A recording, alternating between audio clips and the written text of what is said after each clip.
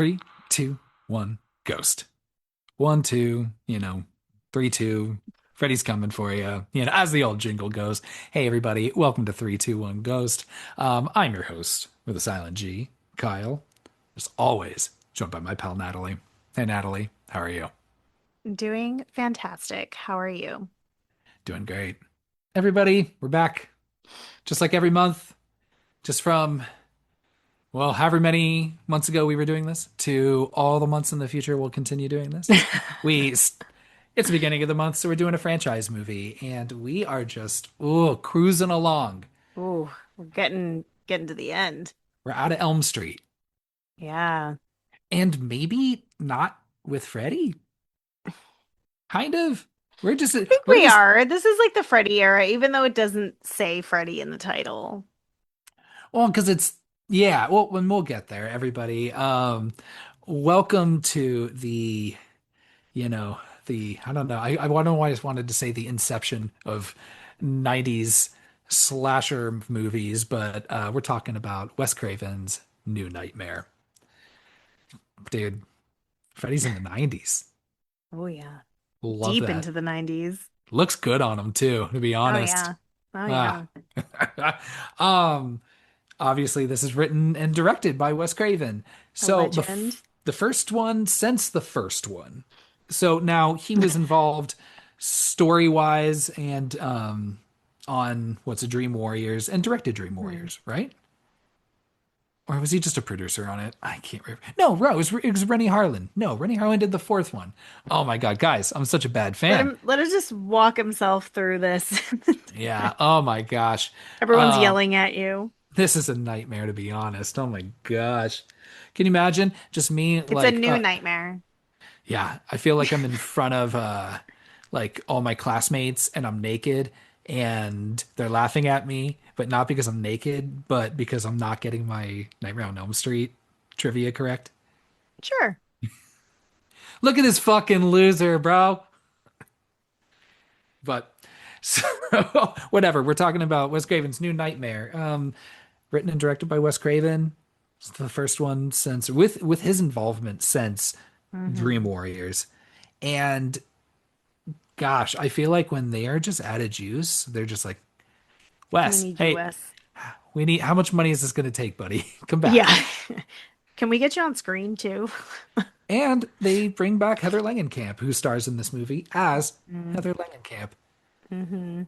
Looking amazing. Fucking looking amazing. So amazing.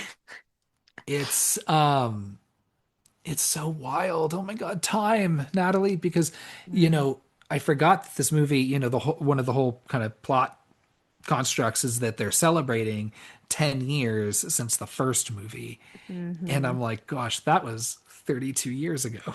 Mm-hmm. Oh boy. Heavy. So I would have liked to have seen a new, a newer nightmare and a newest nightmare, like one in 2004, one in, well, I guess 2014. Nah, Wes Craven wouldn't have been alive by that point. But I would have liked to get, every 10 years, just check in on Heather Langenkamp. Absolutely. Yeah, and just see what's going 100%. on. Yeah. So, anyone I'm sure that's familiar with this movie, the it's a little different, Very different. very different. And even I have kind of in the past, especially when talking about the Scream movies, have kind of like tied in, you know, New Nightmare and how that transitions to Scream, Mm-hmm. or maybe how Shocker goes into New Nightmare, then goes into Scream. I think that's Mm-hmm. when I was talking about it. I maybe see less of the connection. I know Scream really tries to, or at least people really remember Scream as like, wow, it's this like ultra meta situation. And it's like, I don't know, was Scream the first movie where they just mentioned other movies that exist in the movie's sphere? Because this, it doesn't get anywhere close to the just the mental gymnastics and the real world, fake world shit that this movie is doing, you know? I think there's a difference between this movie is a different level of meta than I think Scream is in the way that this is acknowledging. Like these are the actors that played in the movies that are within this franchise. So like it's oh man, it's complicated. Okay. So it's different because they're aware of these movies and have played in these movies, whereas in Scream, they're just kids that know a lot about horror movies and they reference them and they're using that knowledge to solve a mystery that's happening to them. Like, I wouldn't call Jamie Lee Curtis a character in Scream, even though Yeah, she is referenced in is off, well, on a screen, but also off screen. You know what I mean? As a exactly. real person existing somewhere in the Scream universe. But mm, Yes. Yeah, they play it in trickier ways here where, they're experiencing things that they actually experienced in a movie and they're turning into characters that they played in movies. So it's very different than how Scream does it, but I think that Scream was the first slasher that had maybe like a regular degular killer that wasn't like did you say non-human. regular degular? Uh-huh, regular degular. Is that a thing? It is for me That's and all the cool kids. yeah, okay. I like it. Regular degular. I'll incorporate that. But yeah, when this movie came out, this movie made no money, and Hmm. it I can see where I love it, but it definitely would have turned people away. It certainly wasn't going to get any new fans to the franchise watching Hmm. this, right? No, you weren't going to get any new fans. This movie is made for people who are diehard fans of the first Nightmare on Elm Street Yeah. and maybe aren't as big of fans as Freddy becoming more commercial and silly and the Freddy that we see at the beginning of this movie, in classic Freddy makeup, making one-liners wearing sunglasses. So I think that this movie is to address like those hardcore fans and it has like its cute little Easter eggs of, screw your pass and like things like that where it's like very on the nose referencing the original movie, but I don't think that this was made for new fans. So it's kind of not, I mean, obviously not the same plot, but it tries to kind of tell the same story as Scream 5, or at least Scream 5 tries to tell the same story in the sense where it is a plot line that, sorry to spoil Scream 5, everybody, but that the Stab series has gotten so convoluted that Mm. we need to take this to where it's really scary again. And, Yeah. we need to bring it back. And Scream 5 would only reference the first one over and over and over again. Hmm. So I guess they're similar in that regard, and I wonder if maybe they borrowed a little bit of that. Of course, Scream, Wes Craven not being alive for Scream 5, but I don't know. Hmm. That's just wild guessing. Um, but yeah, I could see why people would be turned off by this. Yeah. But fuck, I mean, it works for me. I love it. It's Hmm. convoluted and kind of doesn't make sense. So I might need you to help me a little Yeah. bit. Make sure I'm understanding this right. Hmm. And I I think this movie came out at a really good time for us too, because we would have been like what, 7? yeah, And I was in peak like fear of Freddy at the time. So I watched this movie a lot as a kid because it showed Robert Englund. It was probably my first introduction to him like as an actor and as a man. he cleans up okay. Look at him. I know, he looks so good. I need to do the math on his age in this movie, but seeing him like as a regular person in Freddy makeup like gave me like a okay, Freddy's not real. He's not going to murder me in my dreams. Everything's fine. I'm not from Springwood, Ohio. Everything's going to be cool. But I remember I watched this movie a lot because it scared me and I loved the original movie. And it also made me feel a little bit safer. I don't know if you had that same experience. I don't know if it made me less scared the idea that Robert Englund is someone, because there's also a fucking Freddy Krueger in this movie. So I'm like, Yeah. oh, okay. Ah. If you But I just showed me Nightmare, I'd be like, oh, okay, that's Robert Englund. Sure. Especially Silly Freddy. This one's, ooh. This movie, I do agree with you. I watched this one a lot, and I think I watched this one a lot more than I remember. yeah. Because there are certain scenes that just fuck. When I was watching this again for the first time in a while yesterday, some of the scenes were just, and the images were very, very just like fucking striking and powerful. Hmm. Like, boy, if you give me, or if you need me to give you like a top five most memorable deaths, Julie's is in there. Yeah. And even if it does, it's kind of a redux of Tina's in the first one. Hmm. Um, Again, right? Always kind of nodding to that first one, but that was really effective for me. And then, geez, Freddy fucking popping out of the coffin and pulling them in. I remember that. Yeah, for sure. And then yeah, there's just some really just like striking images of just Freddy in this one where I'm like, God, I remember that. And even if I don't remember all the pieces of it, because as a kid, maybe as a 7-year old, I don't think I really cared about the meta stuff of like trying to understand.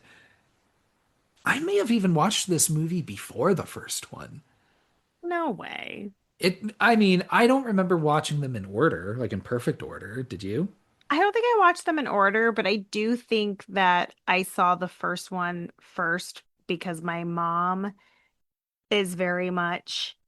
not a franchise girl. She's a like she wants like a single story, so she's very much a lover of like the first films of everything. I don't think she's ever said that out loud, but just from her track record of being Uh-huh. like, I don't give a fuck about a sequel. Like she's very like whatever. She most likely would have just shown me the first movie of every franchise that she loved. And I know she loved A Nightmare on Elm Street. I did not have the parents who were as interested in watching horror movies. And so I feel like I was just watching what I could when it was available. Yes, for So sure. I doubt I watched this or the Friday the 13th movies or the Halloweens in order. Yeah, Um, same. so like I could have even watched this one first. It was like this one, Dream Warriors and Dream Master were Mm-hmm. like the ones I'm sure I've seen the most. Mm-hmm. But and it makes yeah, at least this one makes sense because yeah, just around in the 90s. I just Mm-hmm. remember it certainly was the scariest VHS cover. I think it was like Yeah, the it's good. poster of just Mm-hmm. Freddy and just like oh just in the red and he looks so Mm-hmm. it's like He dude looks Freddy's mean. mean as fuck. Mm-hmm. Um oh my gosh.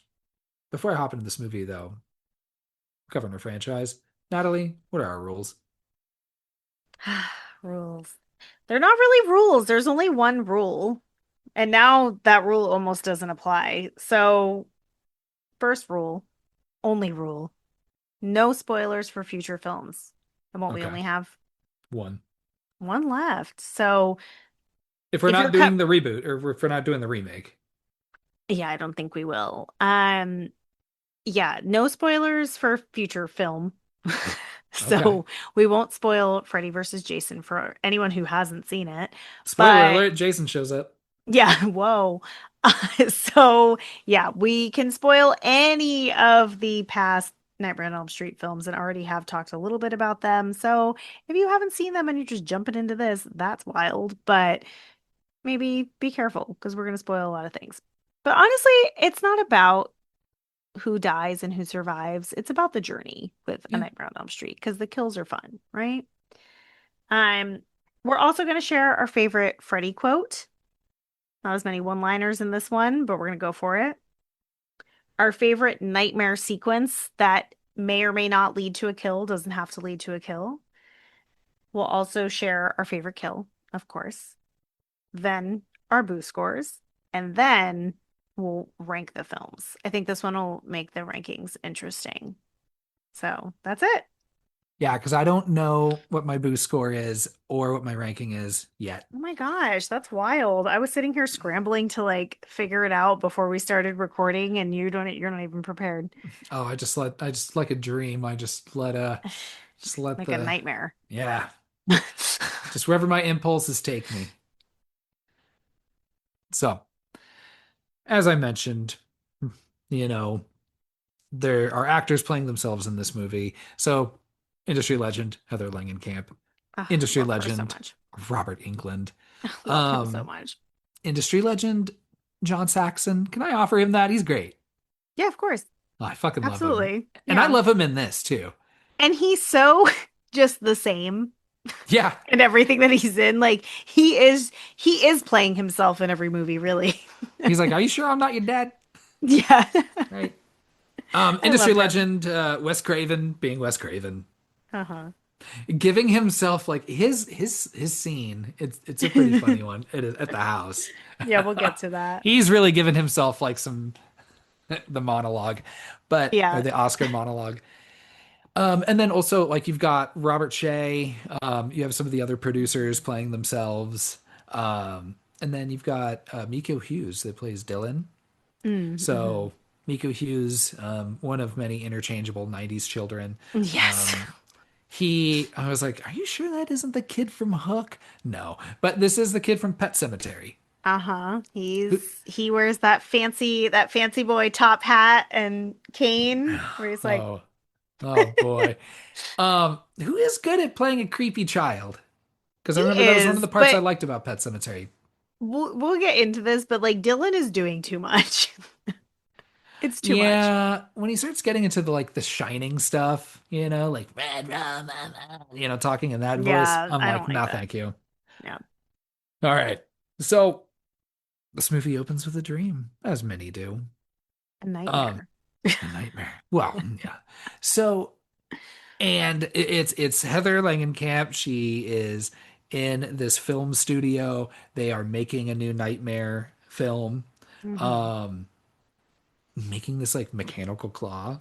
Hmm. I love the mechanical claw. I love how it goes wild. And I was like, is Oh that my gosh. how can this not be played by the same guy that did The Thing and The Hand in Idle Hands? Yeah. Because it's the same vibe when it's running around. Yeah, there's someone cast as Freddy's hand double. Yeah, but I wasn't sure if that. I'm not sure if that's the mechanical claw as well as just those shots where he's just like putting out the claws. Yeah, he hides behind Robert Englund and just sticks his hand out a little bit to make it for his hand. I don't know. I That's love it. dumb.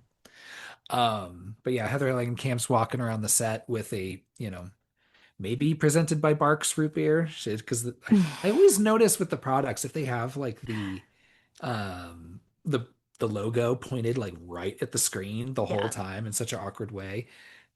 I noticed I that. I'm pretty sure, and someone can correct me if I'm wrong. I'm pretty sure that if you have the label out, you need permission to have the label out, or they have to pay you. It's one or the other. Like they either say, "Hey, what if she's holding a Barks root beer? We'll pay you for it," or you have to say, "Hey, we're gonna show a Coca-Cola label. Like, are we legally okay to do that?" So that's why it's always off-putting when the label is facing out. I drank a lot of Barks Root Beer in middle Oh, me school, too. Oh my God. and it's not even the best root beer. It's not, but when you're like first discovering root beer, which is probably around middle school because you're like, I'm fancier than Pepsi. Like, I'm gonna have a root beer. It doesn't. It's a low bar to be fancier than Pepsi. I know, but still. Yeah, I like Barks. Yeah, yeah, I had plenty of it, but raw, but now I've realized the error of my ways. Like obviously A&W is the best root beer. And then anyone who likes Mug needs to get the fuck out of here No. because that's terrible. Mm-mm. Unless you're one of those like fancy root beer guys, you I know. like a glass bottled like root beer, like a fancy little root beer. Ooh, that is fancy. Mm. See, you're way too fancy for Pepsi. They Oh they've yeah. never someone you asked for Pepsi can fuck right off. Like I'm not even a big soda drinker, but Pepsi is mm-mm. I'm gonna go into a restaurant and ask a waiter for like, a Pepsi in a frosted glass, and they'll be like, why? Why would you do that? Gross. It deserves to be in a paper cup. Sir, leave. Yeah, you need to get out of here. So, What movie are we talking about?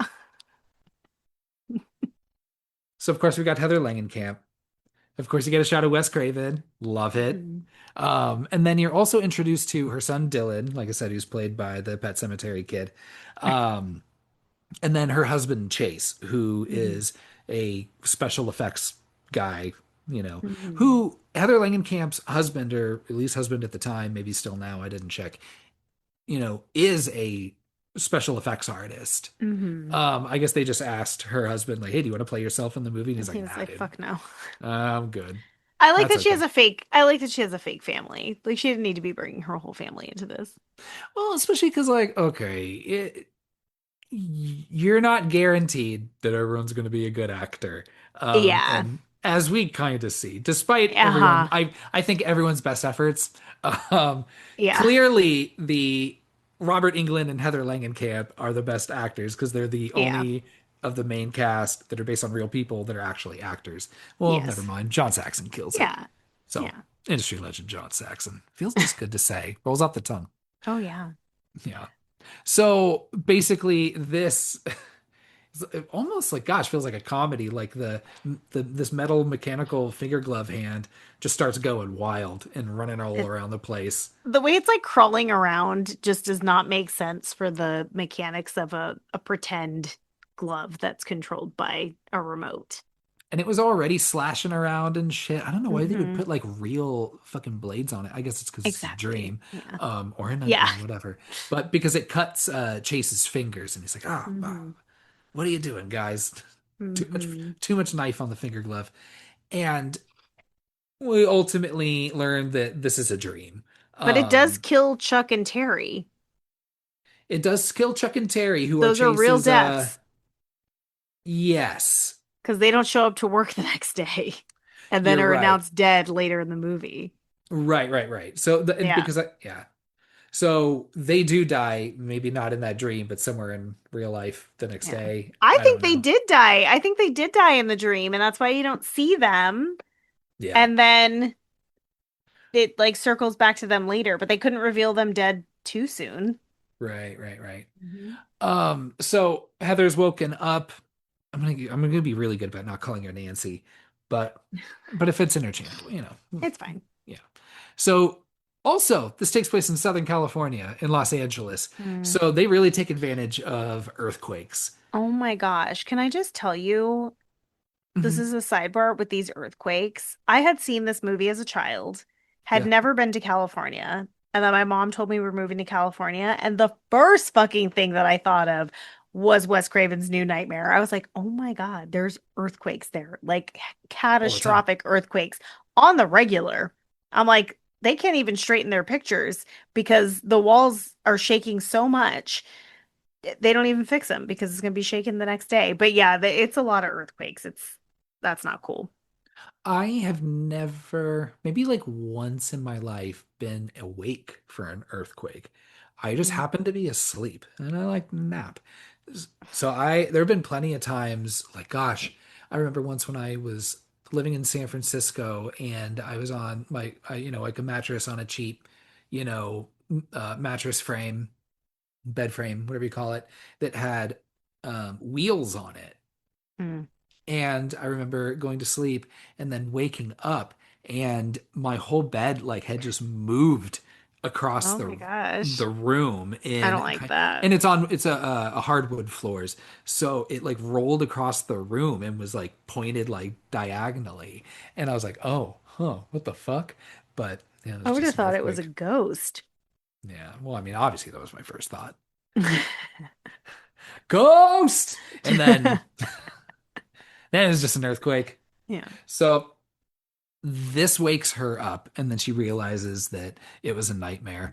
But it all feels like way too real, especially because Chase has cuts on his fingers and he's got bandages on Hmm. him. Not a good sign. No. Um, Also, there is this element that I guess really only just introduces why she might be having bad dreams, and it's this stalker that's like calling her Hmm. like serial mom style, but maybe Hmm. actually a little tamer than serial mom. She said Little the most tamer fucked that, up shit. yeah, yeah, tamer than Serial Mom for sure. Yeah. Oh my God. Fucking who'd haunt Freddy's Pussy dreams? It'd face. be yeah. Yeah. Um, but like getting calls being like, Freddy's coming for you, 1 2 1 2, shit like that. And then I start to wonder, I'm like, wait, was that like Demon Freddy that was doing that the whole time, or was it actually a weirdo stalker? I think it is a weirdo stalker, or was maybe up until that point, Just the because timing's convenient. yeah, maybe. But like this is also maybe wasn't included into the script originally, but Wes Craven added it in because Heather Langenkamp actually had a stalker that was doing that shit Hmm. for a while. That's shitty. So it's kind of unnecessary of an element to the plot, but sure. Like it at least invites like, oh, okay, she Spooky there things can is happen. yeah, that could also be explained at least within Mm-hmm. the real world, right? Mm-hmm. So Chase is like, well, fucking tell me about the dream. And she kind of goes through the whole thing. And she was like, and you were cut just like your fucking fingers, and then you got fucking killed and shit. Or the other two got fucking killed. Um, Fucking Chase, dude, you asshole. He Yeah. first thing he says is like, and this I didn't like him at first. I like him a little better towards the end, even though he's only in like one more scene after this, and it's his Yeah, he's not death. in a lot. Um, but he goes like, hey, it's just, you know, it's the earthquakes. Or he goes, yeah, don't worry, that I was catching the mirror and cut my fingers. You must have been half awake. Dreams will do that. And I'm like, No, no. Chase, please, please do not mansplain dreams to Heather fucking Langenkamp. Yeah, exactly. I thought the same thing. I was like, you're really gonna try to explain dream science to Heather Langenkamp? Are you kidding? She No. literally studied to be a dream scientist Come on now. in Dream Warriors. Yeah. Oh my God. So, so it's like, that's strike one, buddy. But he's like, hey, look, I gotta go. I'm shooting a commercial in Palm Springs, doing some special effect bubble stuff. You Love know, that. yeah, I'm only gonna be 2 days. It's gonna be okay. Call me if anything comes up. So he leaves, and that's the last time she's gonna see him alive. Mm. Mm. She can tell too. Yeah, yeah, I think she knows. And Dylan, by the way, just, doing your just run-of-the-mill spooky child shit. Just, screaming out of nowhere, saying cryptic shit about someone's coming, someone's coming. I'm like, get the No, what? I don't know. You've got, no. you've raised a child, you're in the Uh-huh. process of doing so. I Yep. just, man, I would just so like I wouldn't hit a child. I wouldn't. And that's where that stops. I But wouldn't. No, no, no, I wouldn't. oh, okay. Also, You could say but you'd want to. yes, and yeah, I'd think about it. Um, Definitely I'd be like, okay, I just need to like lock you in some space to keep you there and away for a little Does bit. not work. Does not work that I'll way. feed you. I'll make sure you get some sunlight. Don't Yeah. worry. But yeah, Jesus. Well, I mean, ooh, yeah, no, no, no. So already he's just being too much. Thankfully, we've also got Julie, the babysitter, Hmm. and she's got just essentially the babysitter, right? She's kind of like the Yeah. help, Like a or like the nanny. nanny. Yeah, Hmm. that was the word I was thinking of.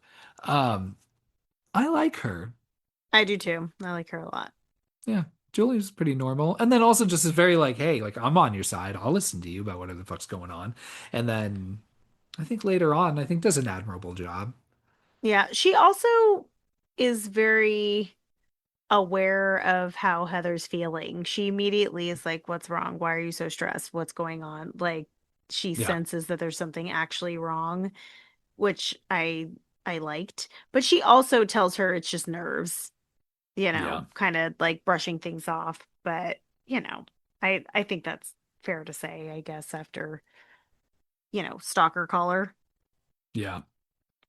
Um, Heather leaves to go to this taped TV interview situation.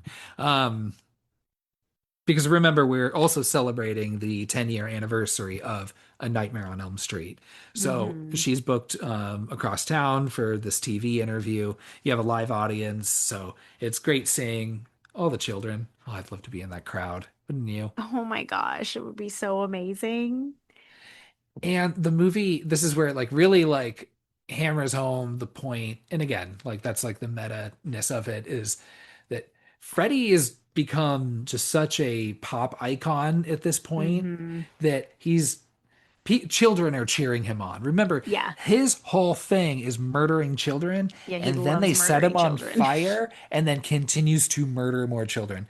Like Hmm. literally by the fifth movie, like there's no children left in this town. He literally killed all of He the children, all of them. all of them. But I love him because he's got a little Hmm. power glove where he rides in on a Hmm. surfboard. I love And it. he's just really hamming it up too with the fucking fingers up in the spotlight and just really going for it, which I'm sure Robert Englund does. Okay, fun like side story to this Yeah. interview. So the guy who's interviewing her, Sam Rubin, he was a news anchor on KTLA 5. Okay, follow me here. So I had seen this movie before ever having known who this man was or living in Southern California again. So when I came to Southern California as like a tween, I saw Sam Rubin on the news and I was like, "What? That's the guy from A New Nightmare." And then I realized, "Oh, he's playing himself because he actually is like somebody who would interview celebrities or people on the news, but it was just really funny. Like I just thought he was a random actor, but then I realized I was like, oh no, he's been on the news for a really long time. So I thought that was really funny. So every time I see him or I saw him on the news, I would think of A New Nightmare. Oh, I love that. Yeah, Um, he he walked so Nancy O'Dell could run, you know? absolutely. Yeah. So Sam Rubin's asking Heather Langenkamp, like, hey, come on, Freddy's never really dead, right? Are we getting a new sequel or what? Hmm. And then also like trying to be like, hey, what's your kid? Tell me your son's name. You're like, I don't Yeah. want to share that shit, especially when Yes. I have a stalker right now. I don't want to give out that Yeah. fucking information. You're fucking trying to dox me, Yeah. on fucking KTLA. She'll share his name if she wants to share his name. But I do like that the question of like, oh, would you show your son one of your movies keeps coming up because I think horror was still a lot more taboo then Yeah. for kids, but like really like we were all watching it. I mean, we've talked about it a million times. Like kids do love horror. Oh yeah. The question I laughed at was your co-star in part one, Robert Englund. Would you trust him alone with your child? And she doesn't say yes. She says I don't know because she's probably like I don't think does he have children? I don't know. Or did Robert he at the Englund? time? Maybe. Yeah, so she's probably thinking like, would he be good with kids? Like she's not thinking, "Oh, he's Freddy and he's gonna slice up my kid." And it doesn't mean that like, she has to be best friends with Robert Englund and like be like, oh yeah, I'd trust him with my child. But like also Yeah. I'm like, I just like she's like, I don't want to commit to saying yes. Yeah. And then without her knowing that he's like right behind her. So I'm sure he's like he's about to go on. He's getting himself all fucking jazzed up, ready to do the Freddy thing. And Yeah. then he hears that and he goes, what? Just twiddling his glove. Twiddling his little needle. He's like, what? What? Oh. Oh. Oh, I didn't know you didn't trust me, Nancy. Heather. That's Bitch. why. Yeah. Yeah, bitch.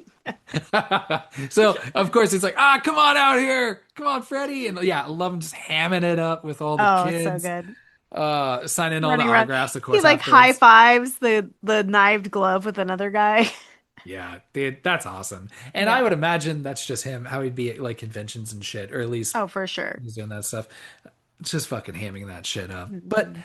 it's hard because like I love that Freddy too, like I love that Freddy. yeah. And I think it's because watching him as like a young child, I'm like, okay, maybe I need him to be not as absolutely terrifying. Maybe if he's just a little goofy, that makes it a little easier for me. I don't know. I think it makes it easier to think of Freddy as this very dark, pure evil with an agenda when it comes to his revenge mission.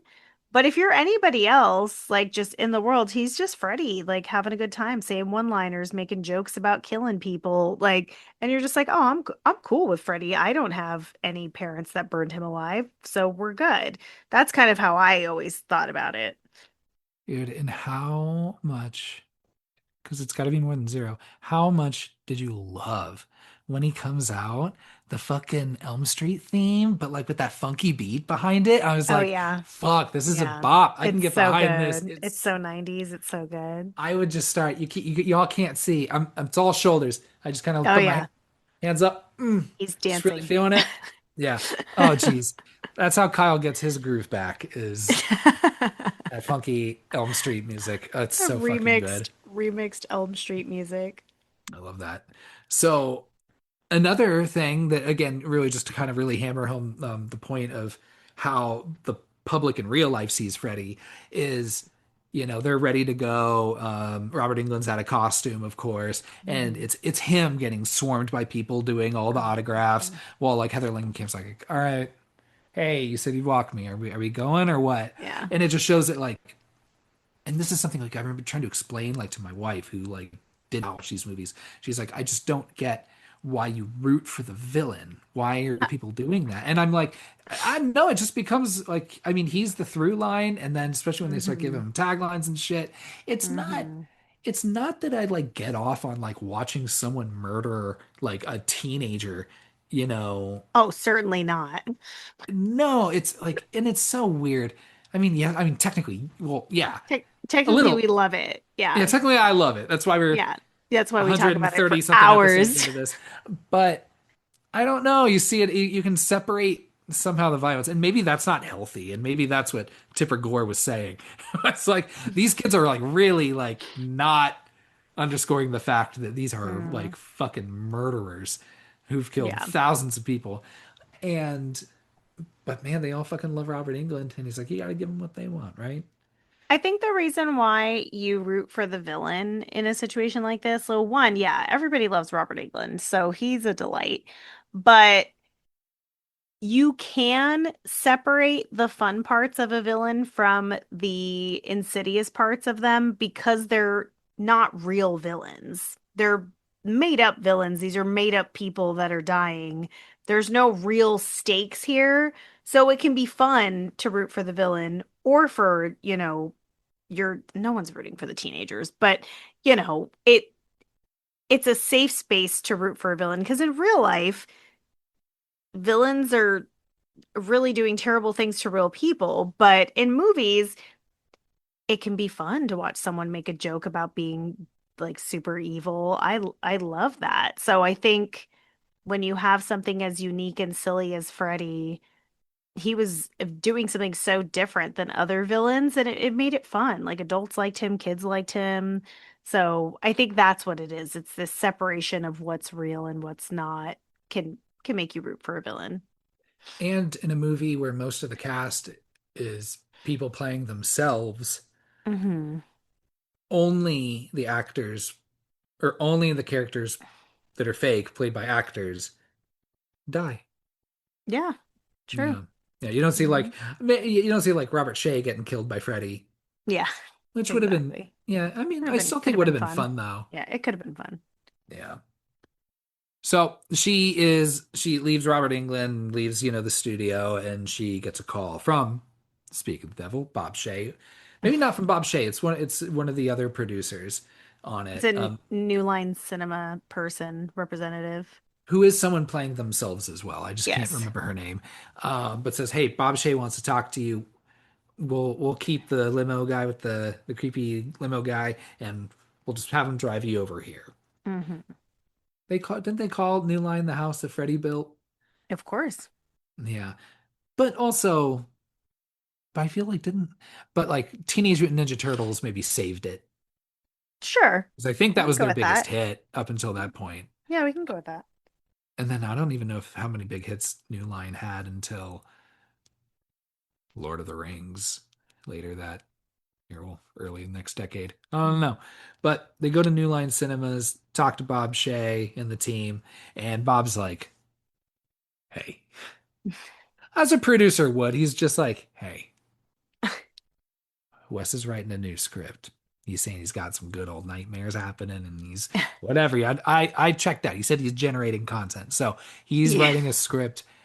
This is going to be the fucking definitive nightmare movie. We're going to give you whatever money you want. Come on. well, we're gonna give you New Line money, but whatever money you Yeah, want compared to in whatever in the new line deals, scale. other deals Heather Langenkamp was getting in 1994, Yeah. like we can certainly match that and maybe Hmm. throw in a little bit more. Um, Heather's just like, well, yeah, Freddy's dead. You killed him. And it's like, Like 6 times, girl. yeah, Like, why are six you, times. what, that shouldn't be your point of argument.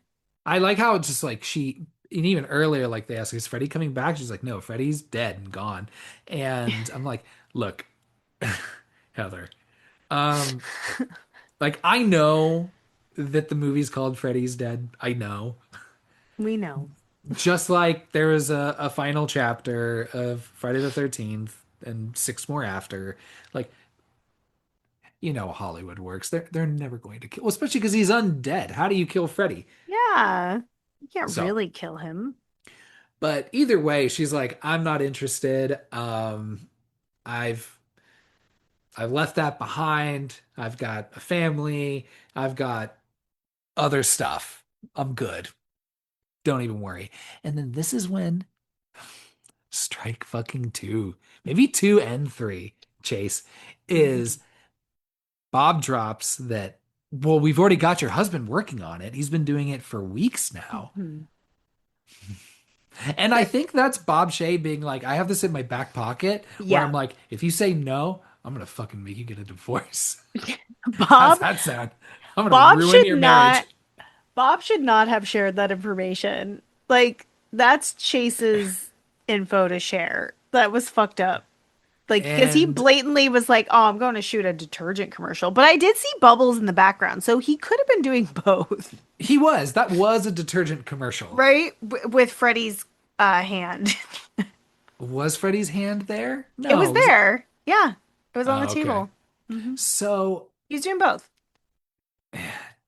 Chase, bro, to do that behind her back like that, Mm. that's fucked up. And then like knowing that eventually they were gonna ask her to star in the movie, and she's like already having these nightmares, already having this trauma with this fucking stalker.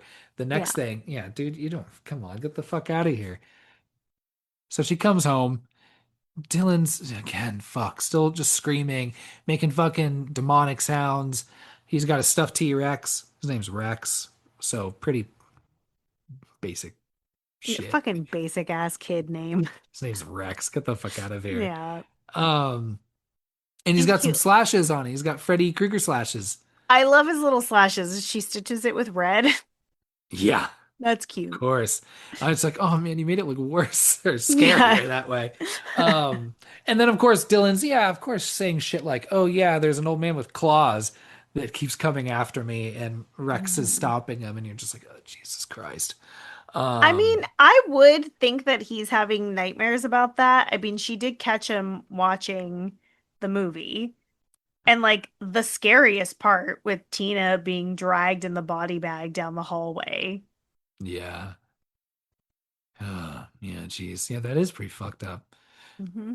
But so now I'm going to give Chase a little bit of credit because she calls him, who again is extra busy because, oh my gosh, Chuck and the other dude didn't show up. Uh-oh. I forget his name, Dave? Sounds like a Terry. Terry. Okay. So it should have been Dave and Terry, two male names together. Come on. Oh yeah. And Freddie must really fucking hate special effects guys, or I guess really needs to get to that glove, which probably is Yeah, that's probably it. more likely because he's like, oh man, the guy's never showed up, so I'm working hard. But then also in the same breath, being like, oh cool, I can just go leave my job. Yeah. That's why I was like, why do we need to kill those dudes just yet? Like, because now, so he's, at least Heather doesn't have to sell it too much. Like, hey, all right, the kid's acting weird. Can you come home? And he's like, you know what? All right, I'm gonna come home. I'll see you in a few Yeah. hours. And just tells the other guy, like, oh, all right, I'm your last special effects guy. I'm just walking off. See you later. Yeah, he was like, my kid's sick. Sorry. Yeah. Heather puts Dylan to bed and starts reading to him. The Hansel I and keep on, Gretel. yeah, I keep on saying the old wives' tale, Hansel and Gretel, but that's not a wife Fairy tale. situation. Yeah, fairy tale. That's it. A grim fairy tale. Creepy ass fairy tale. That's a good one. Mm. And so they're going over the end where Hansel and Gretel, in an, in their unhinged revenge after capture this witch, throw her in the oven. And this is just good to know because we're going to borrow a little bit from this later on. Mm-hmm. The Witcher's So, just trying to get a meal. yeah, I know, right? So this is where we have Chase's death.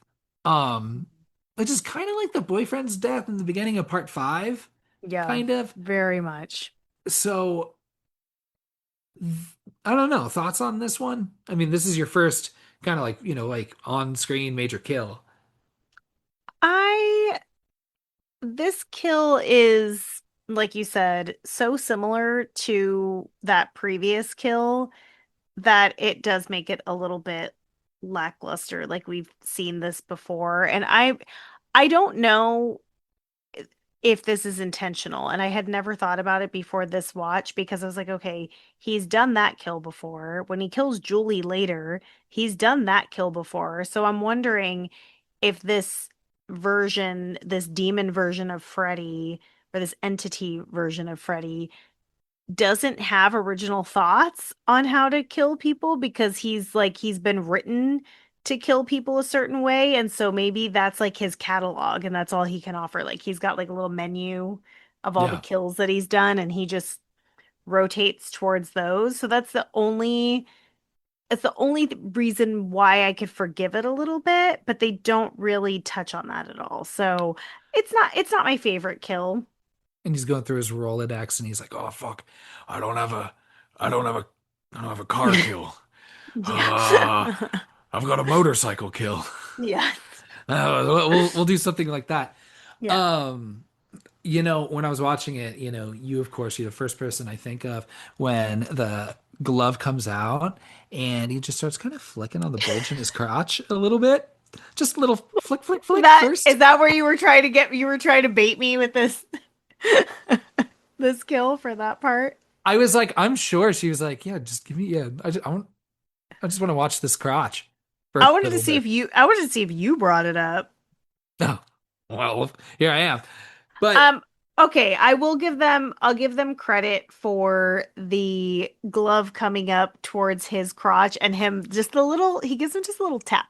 yeah, just, Just a little tap tap. tap on the And tip. because I think it's fun, maybe because it's like juxtaposed to when the glove comes up when Nancy's in the bathroom. So it's very much him going, between her legs, and now you have the male equivalent Do you think of he was that, just? which is Do you kind think of he just got fun. uncomfortable and he was like, let me check. Oh, oh, oh, Uh-oh. that's a waiter. Oh no. Be like, Freddy, hey, come on. Yeah, but I mean, Don't be I homophobic. appreciate it. I appreciate it because Freddy has like a weird version of his own perviness, which we'll get to later. But Mm. I I appreciate the little dick flick. Yeah. But yeah, so fucking just slashes him through the chest and he crashes his car and fucking he's dead. Mhm. So Freddy's killing fucking real ass people. Yeah, Yeah. Just half awake, you know, partially singing REM, I think. Losing my religion, right? yeah. Maybe now partially hard. We don't know. Yeah. He's like, ooh, this feels So good. they just tickled me. I was like, well, Freddie, I'll just wake him up. So cops come to Heather's house and break the bad news. It's like such a frustrating back and forth because it's like, Oh my God, they hi. can't just tell her. Yeah, they can't just fucking say it. It's just like, hey, there's been an accident. They're like, is he hurt? And they go, Yeah. well, worse. And then a pause and she goes, is he dead? Yeah. Not like that, but she's They're like, upset. there's been an accident. You have 20 questions you can ask us about it. Yeah, it's all we're gonna give you. And but fuck, they're like, yeah, yeah, no, you only got it in four. Yeah, he's dead. And she's like, well, can I see the body? And like the dude cop was just like, nah, you really don't want to, you It's know. gross. But I'm like, it actually isn't that bad. It's really not that bad, and I would want to verify identity as well. Yeah, it's like any asshole could have, his stuff or something. I don't know, or What if some somebody effects. borrowed his truck? Yeah. You don't It's know, like or stole it. exactly. So she's like, hey, I'm going to the morgue. I need to verify this body. Um, Dylan, stay home. Or maybe Julie's there. I can't remember. So she goes to this morgue, and like, of course, you know me, like the first thing I fucking see, as nice as that morgue guy was, bro, just don't eat in the morgue. I don't like that. He's like having a fucking Twinkie and a That's little coffee, true. and I'm Yeah. like, bro, don't let that wet Twinkie cream just just be all up and out with all of this formaldehyde and just body odor and decomp. Just ugh, no, thank I, you. I guess you'd get used to it though, and then eventually you're like, well, I need to have coffee and a snack, but I also need to handle this body. Bro, go to the break room. When you're at work, are you just having your snack and your coffee just out while you're working with people? No, you got a break room. No, but I mean, yeah, okay, that's fair. Thank you. Their I break go. room's probably really far away. That's all I'm going to say about that. That's true. Possibly. It's like up So, 3 floors. yeah. And but so Heather goes, checks out the body, and she's like, "Oh yeah, yeah, yeah. That's definitely him." Uh-huh. And fucking, but she's like,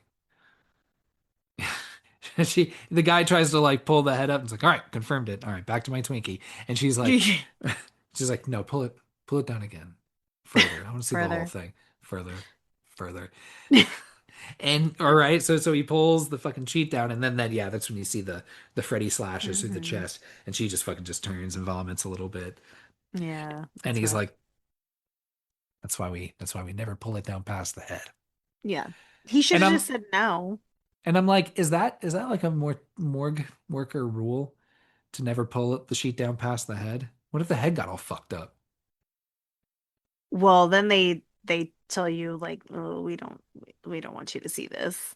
They Hmm. try not to have people see it. But yeah, I think that actually is a rule. Like they just do, like if the face is presentable and that you can identify, then they'll show you just the head because sometimes like gross shit can happen. But what if like, I think she vomited out of it being like Freddy claws yeah, and not out of being grossed out. That's what I think. Especially after we didn't even mention the 4 cracks in the wall that look like Freddy's right. glove scratching the wall. That's a fun, nice touch. And because it's a Nightmare on Elm Street movie, we get a funeral scene. Yeah, And this is great. I like this. It's we love a short. funeral. Yeah. Did you see the person that plays Rod in the first one? He's there. Yes. Mm-hmm. Looking Um, great. you've got fucking best name ever Tuesday Night, who's in Yeah. the crowd as well. Mm-hmm.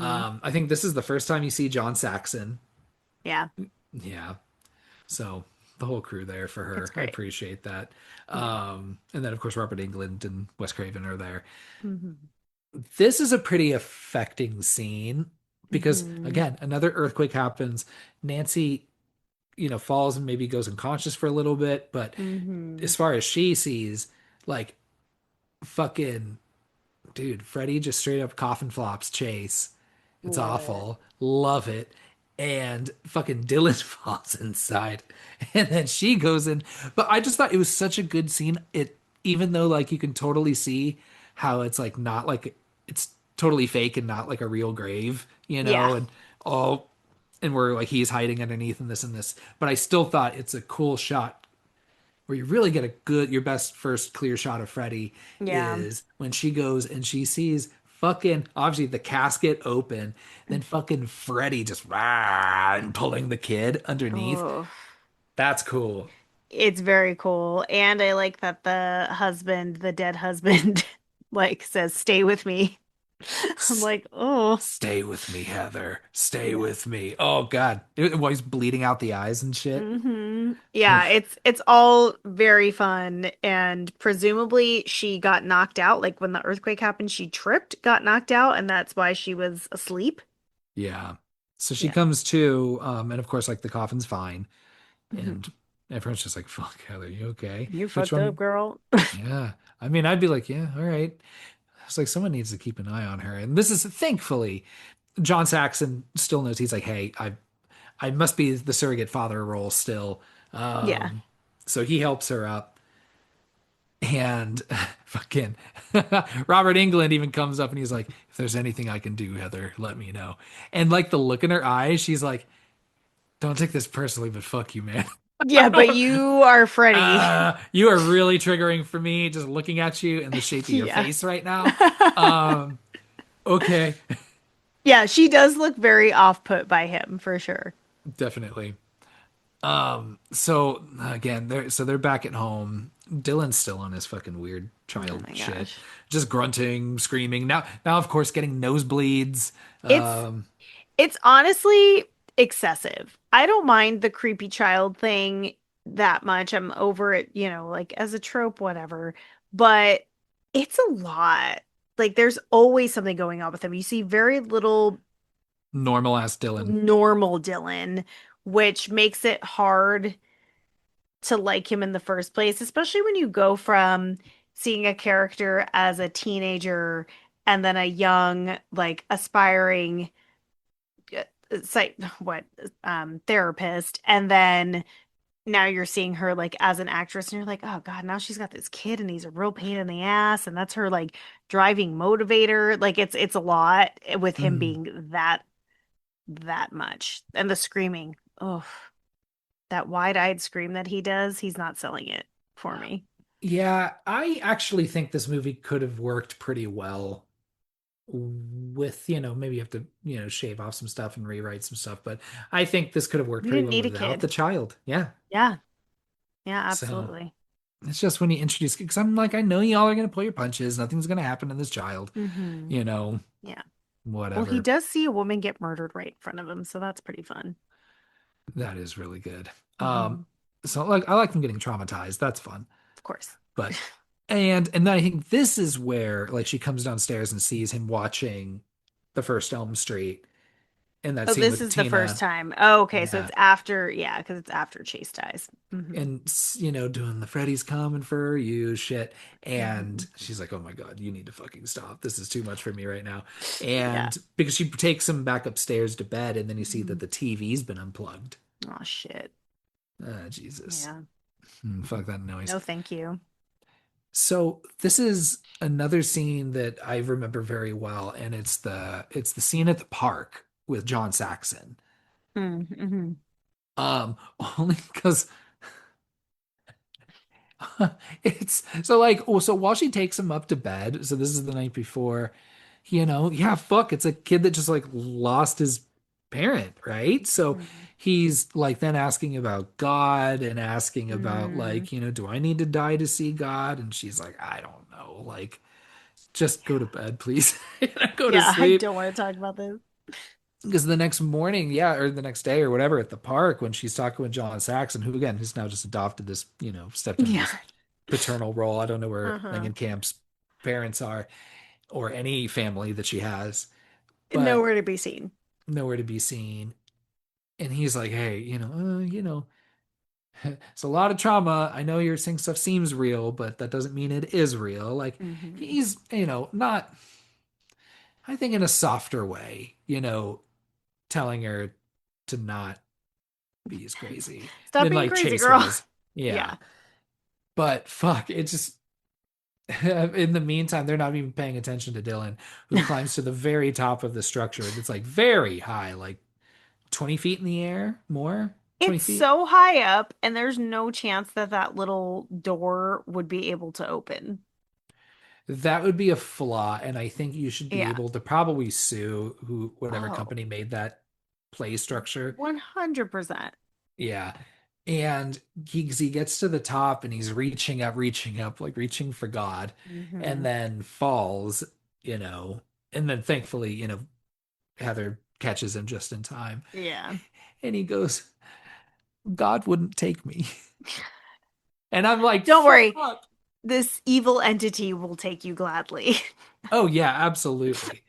I'm down here. Freddy wants you. Come on.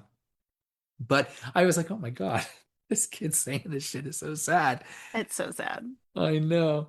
Um, Heather calls Robert now, Robert England, not Mm. Robert Bob Shea, and says that, like, hey, I've been having some fucking really surreal, weird nightmares about Freddy Krueger. Um, is that happening to you by any chance? Yeah. And He's like, what? No. he's like, no, what, bro? I mean, maybe I'm clearly guessing what it is you're talking to me about because I'm finishing your sentences, but Yeah. no idea what you're talking about. Yeah. Absolutely not. As he's Yeah. just painting away. Um, and she also says, like, hey, like, okay, cat's out of the bag. I know that Wes has been writing the script. Hmm. Have you read any of this? And he goes, nah. But yeah, funny. He just mentions he's at this part where Dylan goes, God wouldn't take me. Huh. Yeah. Huh. Writing your kid into a script. That's funny. That's a hoot. Yeah. And a little extra for me, but whatever.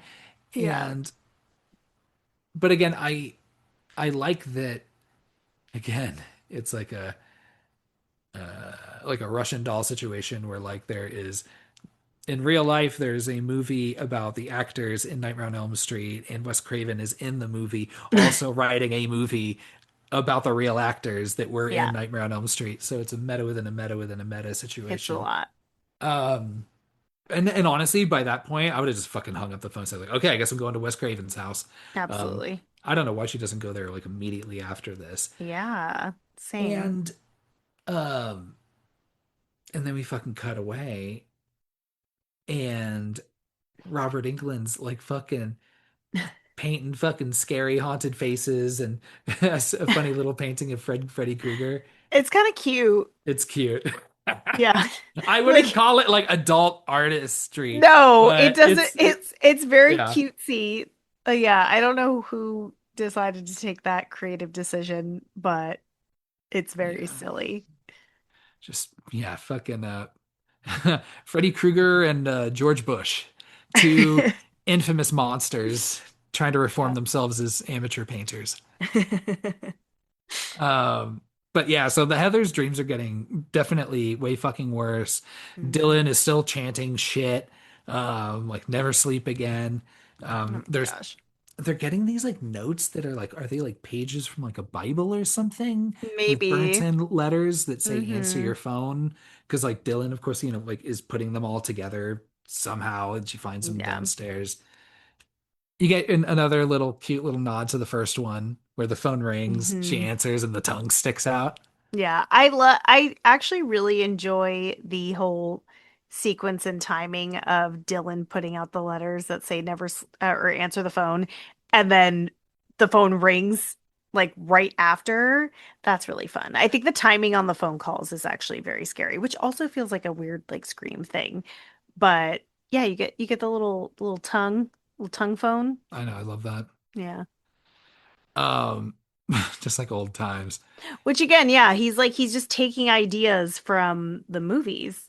Yeah. So she's like, all right, I will listen to John Saxon and take Dylan to a hospital. I guess Hmm. maybe that's why she doesn't go immediately to Wes Craven's house. I'm like, you need to go fucking get on that shit right now. Be Gotta like, take Wes, care of your kid, what the girl. fuck, bro? Yeah. Um, she takes him to the hospital, like I said, to go get checked out. Hey, Lin Shay, not playing Lin Shay, but Lin Shay Hmm. playing a nurse. Yeah, I love it.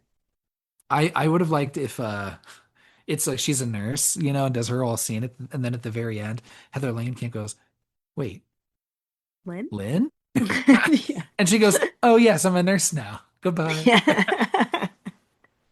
That would be fun. Yeah. But luckily they're like, "Hey, look, most of his vitals are coming up okay, but we'll keep him overnight. We'll run some studies, let's see what we turn up, right?" Hmm. And she's like, "Cool, because that gets him out of my care for a minute, so I can go Yeah. solve some more of this mystery." Hmm. She goes to Wes Craven's house. That's Beautiful just pool. beautiful pool. Oh, I know. I looked at that. I was like, man, I want to swim in that pool with Wes. Yeah. Just Oh just my wear gosh. just wearing nothing but a ghost face mask. Oh. I Yeah. thought you were gonna say like a Speedo or a small like bathing suit or something. You're like, nope. A Speedo where like Dicks on the out. yeah, where on the crotch, it's a ghost face, little ghost face mask. Yes. A good sized ghost face mask. That and it has like the little like drapes, too. So it just looks like just a little face sitting Yeah, there. just hello. Um, so yeah, she goes to Wes Craven's house, And he's like, so yeah, so I know you know, I know you're probably upset coming over here, probably experiencing some stuff. Yeah, Um, I've been writing it all, so I know. and writing it all down. And she's like, what the fuck's going on? And he,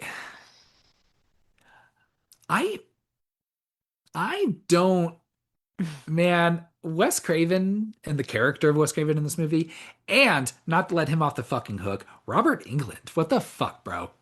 Um, really do not show up for her like John Robert Saxon Englund does. fucking left town. Dude, Robert England, she's like, well, hey, can I come over? And he's like, yeah, no, we're I gotta leaving. paint and shit. Yeah, my wife and I, no, like him and his wife are leaving town. I don't know if that's But he happened didn't yet. say that. He doesn't say that. It's just his voicemail the next day. Yeah, dude, I didn't like him bailing on her. I know that's fucked up. But they Yeah. had to like he had to do a lot as Freddy, so they were probably like, we can only have so much Robert Englund in this. Who says that? We can only have so much That Robert England. no, I wouldn't say that, but Robert Englund probably was like, damn, like it takes a long fucking time to get in this makeup. Ultimately, though, it's yeah. So the idea is that, and tell me if I'm understanding this Oh, right. I've got really good notes. So if you feel like you aren't able to do the mental gymnastics, you let me know. So 1984's Nightmare on Elm Street. Now, Wes Craven said that like the idea came to him like he was having a series of nightmares. Mhm. And it just gave him kind of the idea, and that's kind of how like the onus of Freddy Krueger kind of came to be, right? And also Bob Shea is just like, yeah, fucking his nightmares are coming back, so that means some good stuff's happening. Yeah. Wes Craven explains to Heather Langenkamp, he's like, hey, here's the deal. So there may or may not be this demon that's lived, you know, just, lifetimes before us, and will live lifetimes beyond this. I don't know how old it is. But just somehow I came across this demon that's been showing up in my nightmares. And in the early 80s, when I was writing this movie, essentially, by writing A Nightmare on Elm Street and creating this vessel, I have essentially trapped this demon and prevented it from getting out. And because something had informed me that it could get out and hurt people in real life. So I've taken it upon myself as a writer to take this demon and put him inside a little figure gloved child pervert. And No, you've already got it wrong. Freddy is the vessel. The character of Freddy Krueger is the vessel for this demon. And as Yes. long as he makes the movies, that is where the real evil stays. Yes, but that was not an active choice by Wes Craven. He did not know that this thing existed. Like he didn't write Freddy to control this entity. The The story was coming to him though, like, and he would write the pages though. No, that's current time. So the how he explains it is that there's entities that are pure evil and have evil agendas that exist in different forms at different times. And sometimes these types of entities can be captured by a story. So, like, drawn into a story or a narrative that has something that I guess is compelling to them. But if the story stops being told or it gets watered down the way Freddy has, he's gone from being this really super cool evil thing to this watered down version of himself. It then sets the evil free. But at no point does Wes say that he's aware of this entity in advance when he's writing these Freddy movies. This is new. This is information that I think he's gotten in these newer nightmares. His So new he his new his nightmare. his new nightmare, that's where they His get new it. nightmare. Yeah. It is Wes Craven's new nightmare. Yeah. Oh my Exactly. God. So So, because the franchise has died down, it's now giving this entity power to escape. But he kind of likes being Freddy now. So, he's attached to that character and he wants to be free again in our reality. as Freddy. Yes. So, Yes. and this idea that he explains, which I think you said was we needed to keep making these movies and keep Freddy Krueger scary And the story because, being told a certain way. right, right. So the idea is that like it's kind of a double whammy because one, Freddy's gotten soft and Hmm. goofy, and so people Hmm. aren't afraid of him. And then two, they stopped making the movies Hmm. after Freddy's dead. So Wes Craven's like, okay, so here's my idea. I'm gonna write this movie to trap this demon or keep him contained because it looks like he's getting out, even though I'm writing pages of him getting out and killing people. Hmm. But So no I one's need reading it yet. Right. So we need to write this movie, make this movie. By the way, I need you to be in it because this demon, yeah, it turns out, hey, what? I write good characters. What do you want me to say? Yeah. I write iconic characters. And he's like, I like being Freddy Krueger, like you said. So this demon's like, nah, I'm good. This is good. I don't need to take any other form. I got my little Yeah. finger gloves and everything. Yeah, he But, loves it. and also, boy, does he have a fondness for Nancy or Heather Hmm. Langenkamp, rather. So Wes Because Craven's she like, kicked his ass. yeah. And he's like, fuck, yeah, you got to star in this movie. And she's like, that's insane. Uh, no, Yeah. I'm not doing that. I am not what and this idea of this put upon just like, you are Nancy, you need to do this. And I'm like, are you sure are you, are you sure you all just don't like want to just make another sequel for more money? Are we really saying Yeah. this? They're like, okay, weird shit's happening. What if we just like play this up and see if we can get Heather to agree to being in this movie? And then I just first of all would stop be like, Wes, you fucking knew this whole Yeah. time and you didn't say shit to me. Literally, first page. If I'm in it, come talk to me. Yeah. My husband might maybe, Yeah. I know he kind of Could you have sucks, saved but my husband? yeah. And he's just like, no, you're just still writing your pages. You were gonna fucking have my kid jump to his death. Wes. Now, all of that being said, he just sells it with his soft voice and his kind eyes. Yeah. He's so cute. I will say I don't think he's the best actor.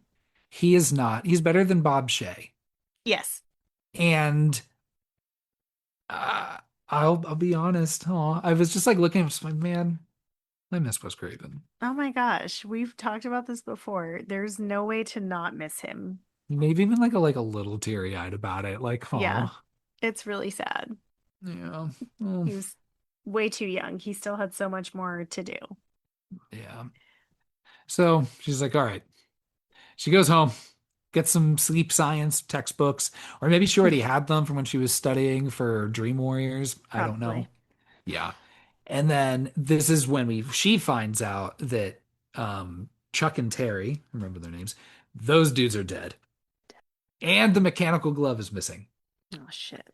Oh no. And she's like, yeah, this is bad because her dreams are getting worse. This is when she has her first fight with Freddy Krueger. Hmm. Yeah. Did Freddy always have leather pants or is this the first one?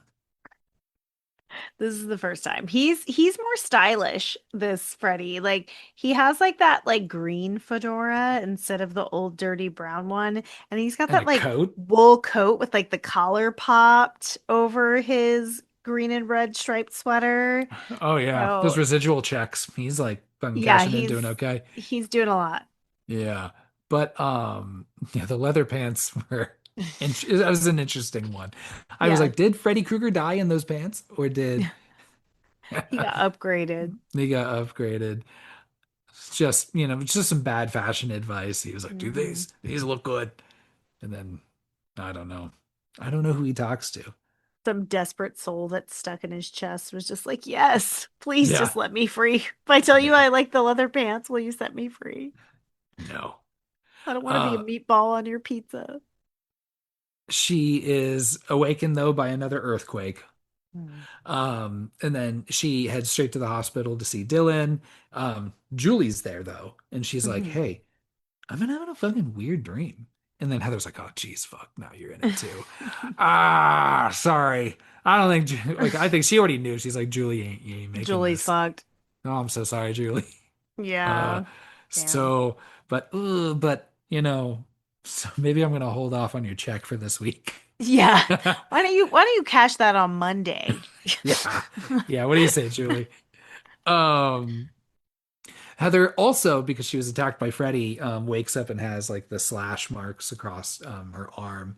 Mhm. And so the doctors are like, yeah, Oh, these doctors. yo, this Ugh. doctor, I'm gonna ask you about this because she's like, I get it. They're like, first of all, hey, you're coming in here screaming, you're coming in here real hot, Hmm. you are like bleeding from your fucking Hmm. arm. There's some gashes. Can I please just like wrap you up first and Yeah. just make sure you're not bleeding all over my fucking hospital floor? Hmm. Can you do that for me? So she fucking sits her down, and this fucking nurse or doctor, whoever the fuck this This person is, bitch. this bitch,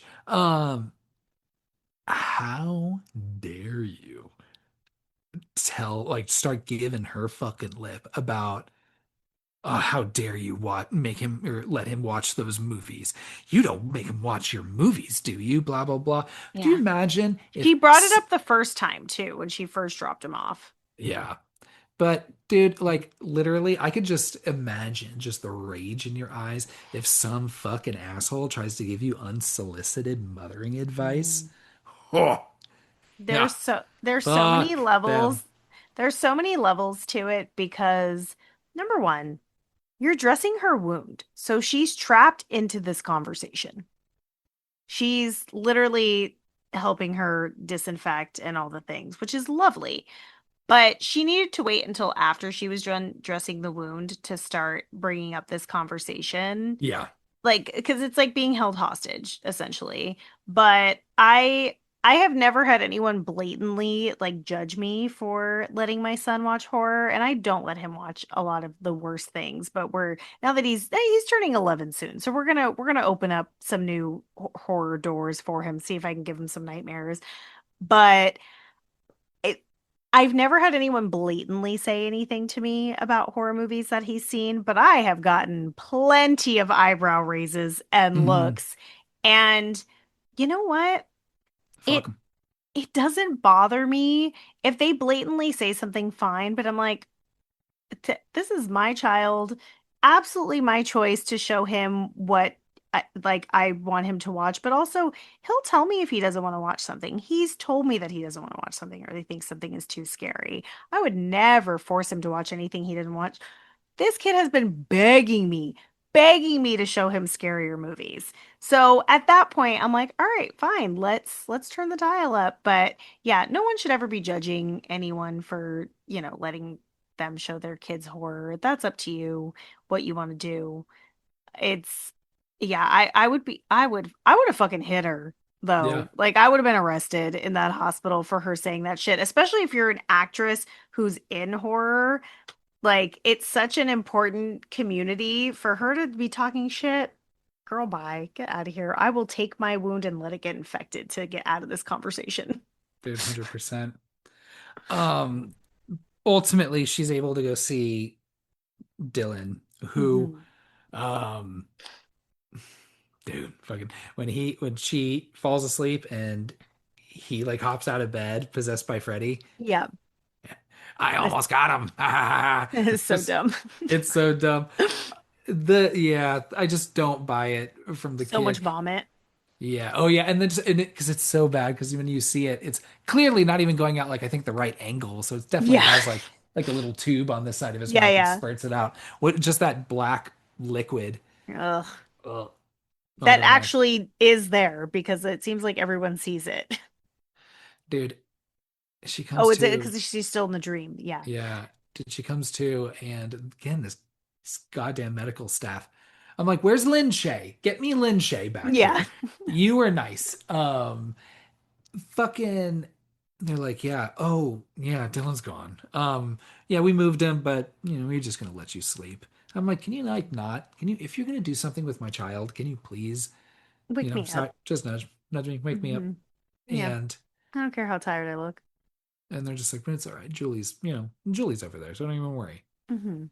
Um, I just don't know what the fucking end game is for the medical staff here because at the room where Dylan is at with Mhm. Julie, Julie has to fucking throw hands. And I don't Yeah. blame her because they're like, hey, we're gonna fucking put this shit in him, put Yeah. him, to put him to sleep. Sedate him. Yeah, Dylan's like, I don't want to do that. Julie's already feeling weird and getting weird dreams too. So she's like, Hmm. no, that's not a good idea. Also, if I'm allowed in this room and the parent is, it's probably because I've been signed on as some sort of emergency Hmm. contact or secondary guardian or whatever. Yeah. Dude, At least pause. and this fucking fake out they do. They're like, Yeah. just kidding. The one behind your back also has a syringe and just puts it right in him. Uh-huh. Could you imagine the Ooh. lawsuit? Ooh. Fuck. I would have been way harder on those nurses. Like Julie does a really good job considering and I like, I go into like mom mode, but for like she's a good nanny.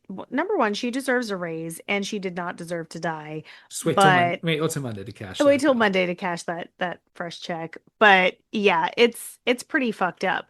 And also you skipped a nightmare scene.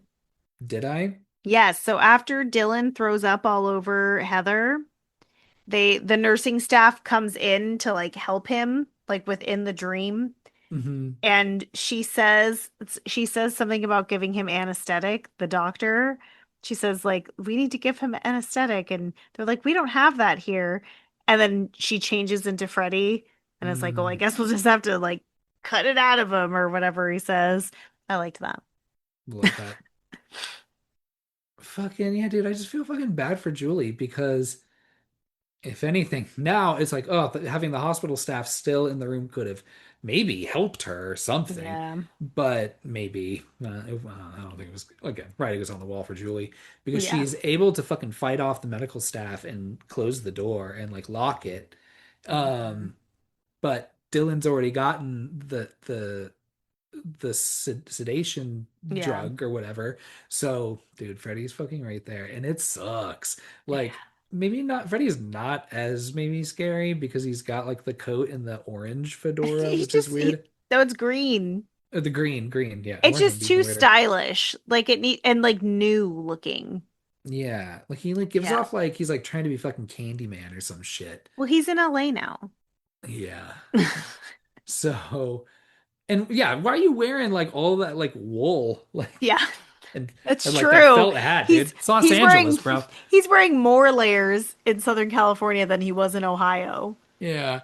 But yeah, this back and forth between like you see like Dylan, he's like, "Oh, he's fucking coming, and then you see Freddy Krueger coming up closer and closer Oof. behind Julie, and oh, and then yeah, very similar to Tina's death. Man, that's hard because she like fights Mm, back, tries a little bit, and like yeah. he drops her, then grabs her again and pulls her up the wall and across the ceiling. Mhm. Now, the hospital staff and Nancy Heather um get the door open and all see this happening. Yeah. So now you've got multiple witnesses watching this woman getting dragged across the ceiling and Yeah. cut the fuck up and And murdered. floating. Like she was floating Floating. when they first opened the door. I will say, I do think the nurses do a pretty good acting job on their reaction.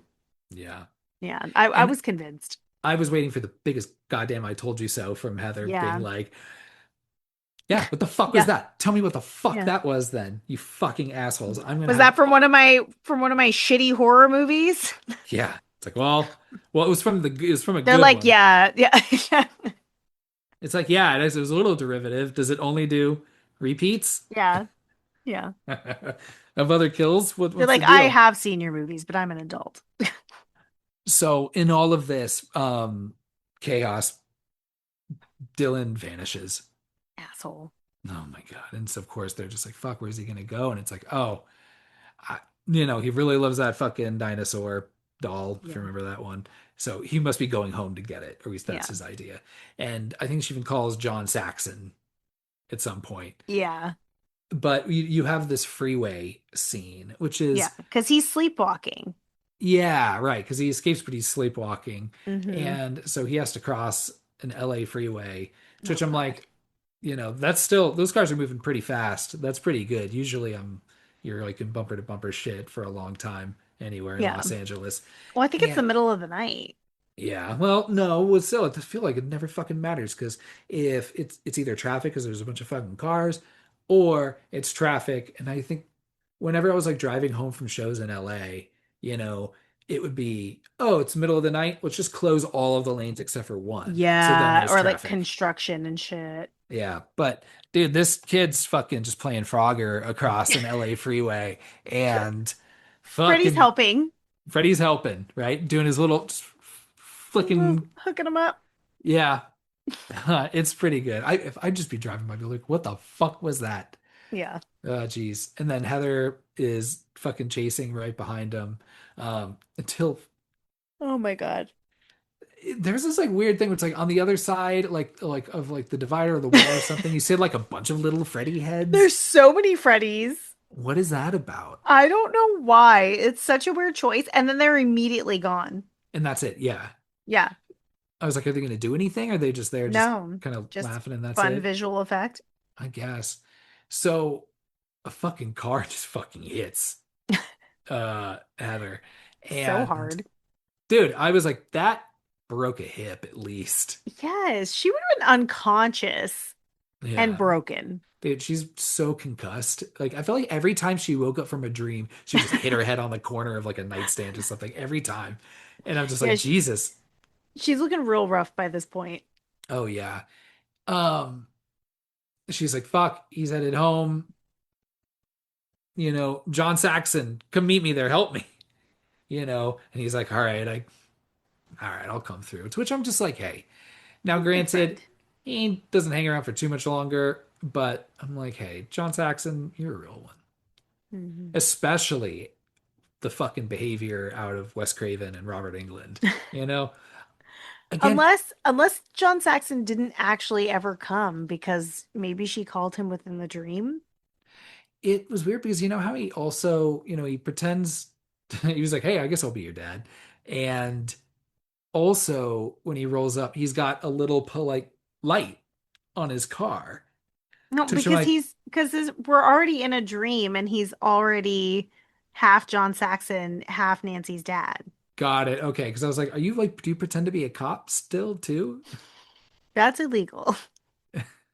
It's like, not if you're John. Maybe they just deputized him or something, Yeah, just kind of honorary honorary. situation. I don't know. The other thing that I thought was funny from the hospital is so when Nancy is kind of like breaking free from the nurses and trying to find Dylan, you hear over the loudspeaker, security, code yellow, security, code yellow. And then later on, when Julie is just cut the fuck up and everyone's screaming, someone's been murdered, the child is gone, you hear security, code yellow, security, code yellow. That's That's a vast. broad. Yeah. So I'm like, you're gonna have to be more specific. A code yellow, like if that Is just it means, murder or someone acting out? yeah, just a mom acting out, or like literally someone being just fucking thrown across a room and dragged across the Floating. ceiling, Floating. and missing children. There needs to be That's some more code red. colors. Yeah, at least code orange. Like you have to Yeah. give some more categories. And that's what if I was a hospital staff, I'd be like, hey, okay, we need to talk about this because here's what happened. And yeah, it qualifies as a code yellow. It's in the handbook. It's we didn't have a Sure. protocol for this. Yeah. So I thought that was pretty funny. That is funny. I did not notice that. So she makes it home. And again, like, yeah, this is where it gets kind of like the messy dream, Mm. non-dream situation where, or, the Los Angeles Police Department Hmm. honorary deputy John Saxon also has been like, yep, I don't know. Go to bed. It's fine. I forget exactly what he says to her, but, you know, he tries. Yeah. Um, and then this is essentially when you get your kind of final confrontation because Yeah. she, sees, the Freddy is taken Dylan, she goes after him. They end up essentially in the boiler room, I think. Hmm. Or it's like this kind of church. I love the entrance, her like entrance into this boiler room, church, whatever it is. She Yeah. like goes through the bed sheets and then it turns into like, I don't know, air ducts and then like some sort of water slide that then comes out of the best looking like giant Freddy head that has water coming out of it. I don't even want to know how long that shit took them, but that's a pretty cool shot. I really like it. And I really like, I'm like, can we get a water slide that's Freddy's head? I love that. I want that giant Freddy head like in my house. Yeah. It's It's probably huge. yeah, shit looks so good. I hope Yeah, it someone looks held on to really that. good.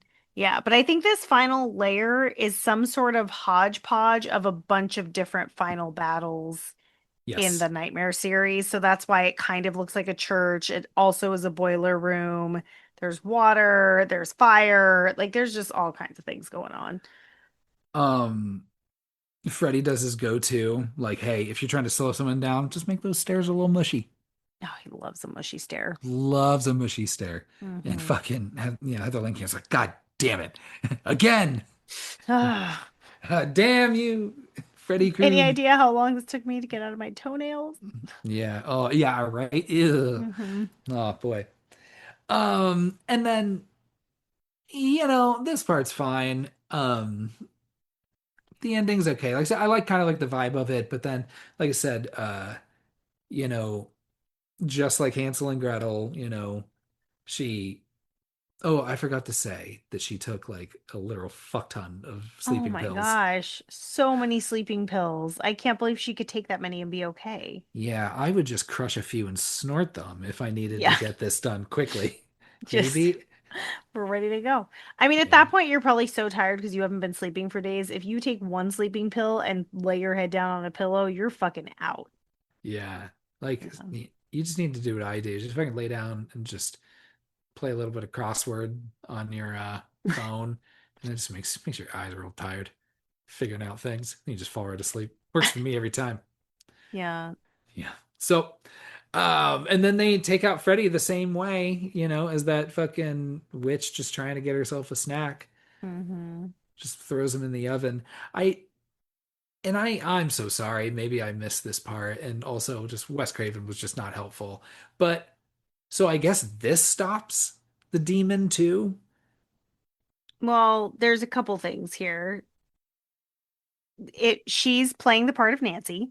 Sure. Okay. So now She was doing the role she's play. the foe that he has been looking for. Hmm. And I think her defeating him as Freddy at least will put him at bay for a little bit, but then her then reading the script to Dylan later is like making that story come alive again of Freddy. Right. But he does do some fun things. Like he does try to eat Dylan. Which is pretty cool. Yeah, that like weird head prop. I found a cool behind the scenes little clip of that thing. So that's pretty fun. And then that really long tongue Hmm. situation that he's I just like know. wrapping around Heather like over and over again. Oh gosh. And then it's fun when his tongue gets split and he's kind of like blah, blah, blah, blah, like he can't like really talk. But I'm like, why is he so easily damaged? Like even Dylan stabs him in the side of the leg. I'm like, this is not the Freddy that we know. Yeah, he does like a goofy laugh, like you know. Yeah. And he limps after he gets stabbed in the leg. So clearly he takes damage differently than the Freddy that we know and love. Right. He takes damage a lot harder and dies easier, I guess. Yeah, they just throw him in the oven, Yeah. done and done. Uh, And then, like yeah. you said, then she, it cuts to like, some other time later, and the script is finished. Didn't just fucking again, just Wes Craven like an asshole, Putting a man. little note. Just taking a little nap and waking up, being like, oh fuck, is that what's going on right now? All right, back to sleep. Yeah. Okay, goodbye. Not Just, gonna call anybody. just yeah, just in his shorts, just on a floaty on his pool, just like Yeah. just going to sleep, taking little naps. And he wakes up, and he's like, oh jeez, whoa, Wakes up just whoa, like, whoa. Julie's dead. Oh fuck, Yeah. that sucks. I don't Damn. know who she is, but that sucks. But yeah, and then that's our movie. That was a newish nightmare. Yeah. It felt new. Yeah. It had been a while since I watched this. I don't know how long it's been since you watched this movie. I want to say it's been at least 5 or 6 years for me. Yeah, probably. I think like early like COVID, I did a watch of like all of them in a row, and then Yeah. all the Fridays in a row too. Hmm. Not Friday the 13th, not all the Fridays, but you know, Yeah. maybe I should. Maybe you should. Yeah. Yeah. Why is that not a crossover? Someone's already made that joke, right? Right? I'm yeah, I've posted things on our Instagram that have a crossover of like Jason and Friday with Love Ice that. Cube and Chris Tucker. It's fun. Love that. Whew. Natalie, what are the taglines for this movie?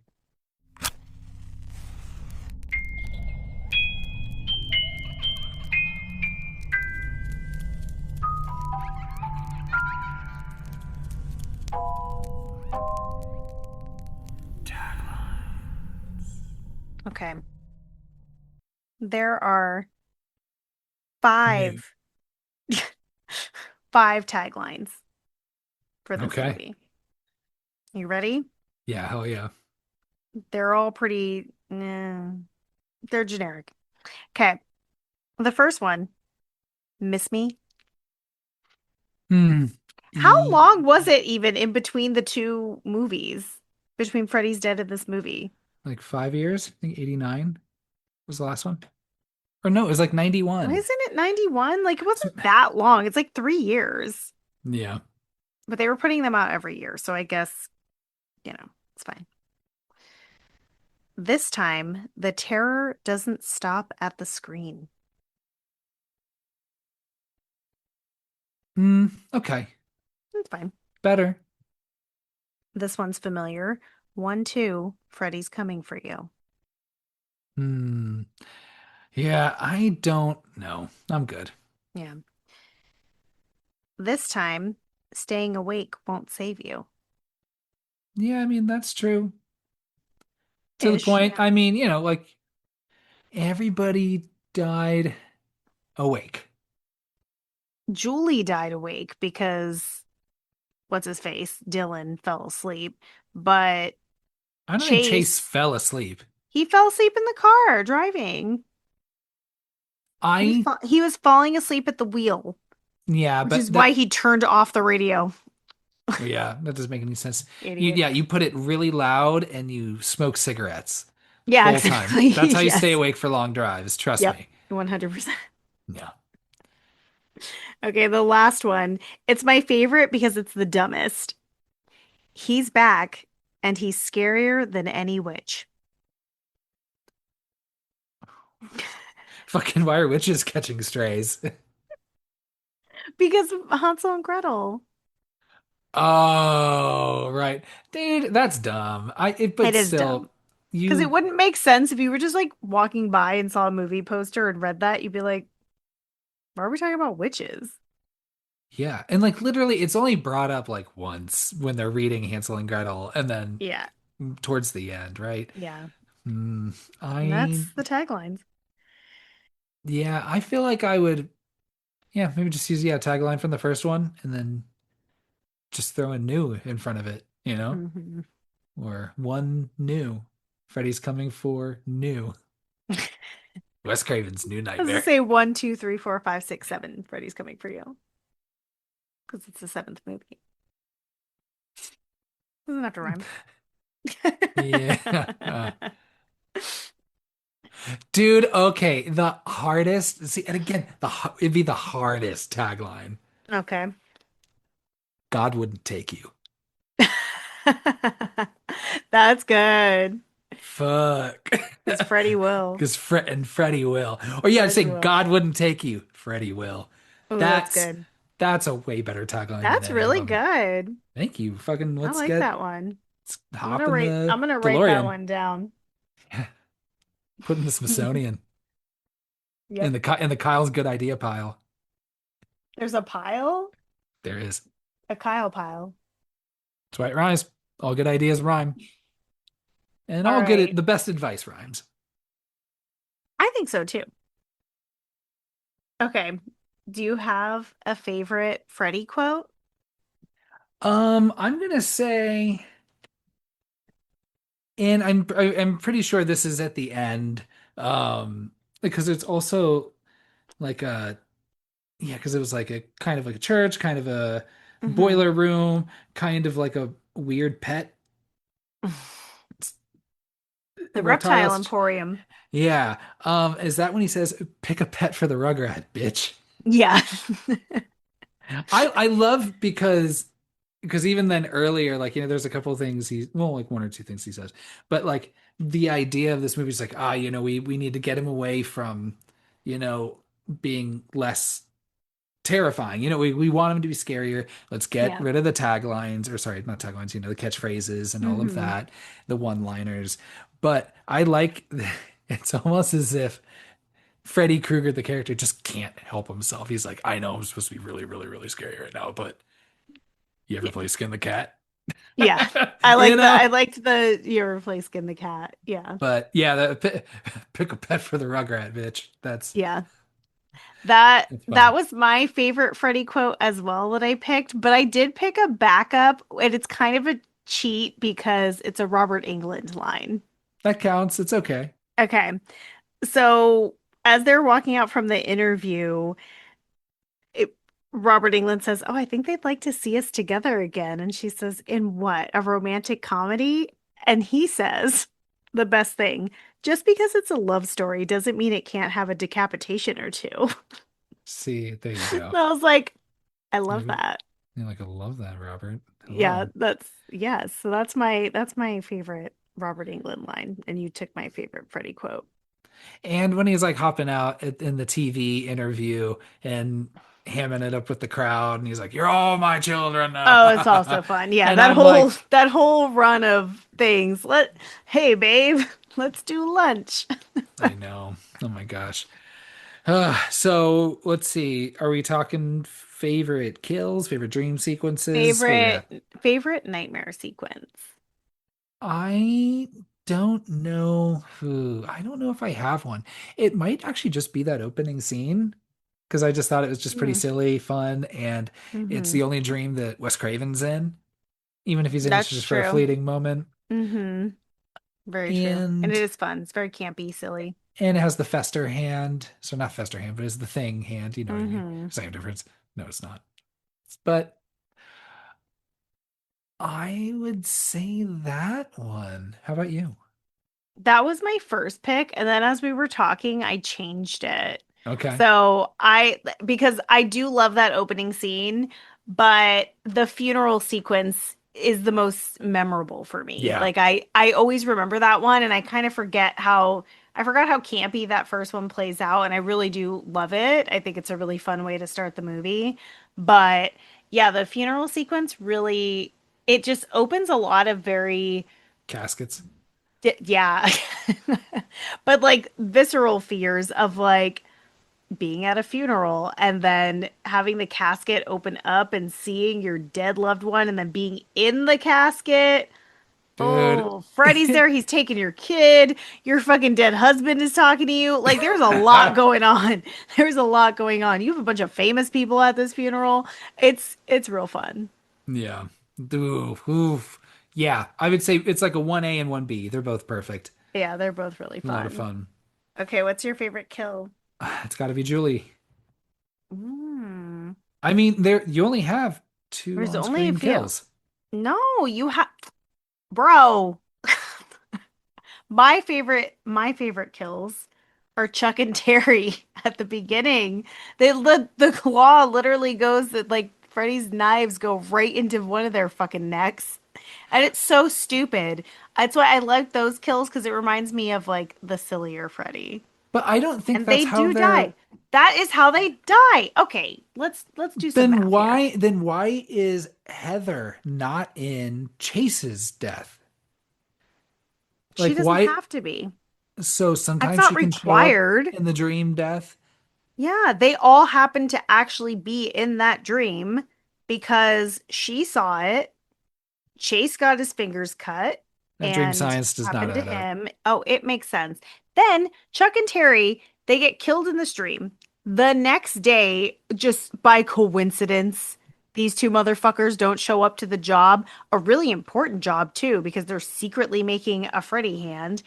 And then, what, days later, the news announces that Chuck and Terry are dead? I'm sorry.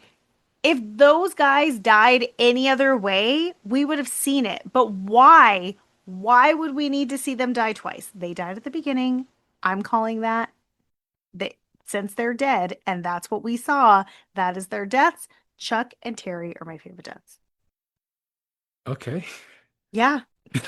I love that energy. Thank you. And I love it because I feel like that's your workaround. So that didn't have to be your favorite dream because it's your favorite kill within that scene. Exactly. It was also my workaround. Smart. I like it. Yeah. Um, yeah. Mine's Julie. It's like even though like I get it, it's a Yeah. redux of Tina, but it's like I think it's just as scary. Oh, I do too. And I love that Dylan Has to watch the whole witnesses the thing. whole thing. I actually think it is probably the best kill, but the reason why I go for Chuck and Terry is because it's a new kill. Whereas it is very reminiscent. Like there's a lot of throwback things. Like, Nancy gets or Heather gets the gray Nancy hair Hmm. streak and things like that. So they really do a lot to give you a lot of fan service. And I think it was before horror really gave a lot of fan service to begin with. So it was very original to do things like that. I hear that. Yeah. Ooh, who wants to share their boo score first? Mm. Do you know your boo score now? Can you share with me what my boost scores for the others are? Oh, absolutely. Sorry, I usually have that just like at the ready right there. I do. Okay, so I'm just gonna name them all. Part one, 5 boos, of course. Perfect. Part two, 2 boos. Part three, 4 boos. Part four, 4.5 boos.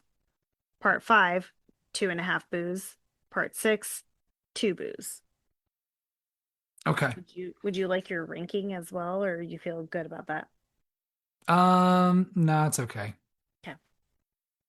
This movie, boy, it takes some swings and it's really goofy and doesn't always make the most sense. I don't know if I'm still completely certain on the hows and whys of everything here, Oh especially my just gosh, how it's this demon so operates. clear.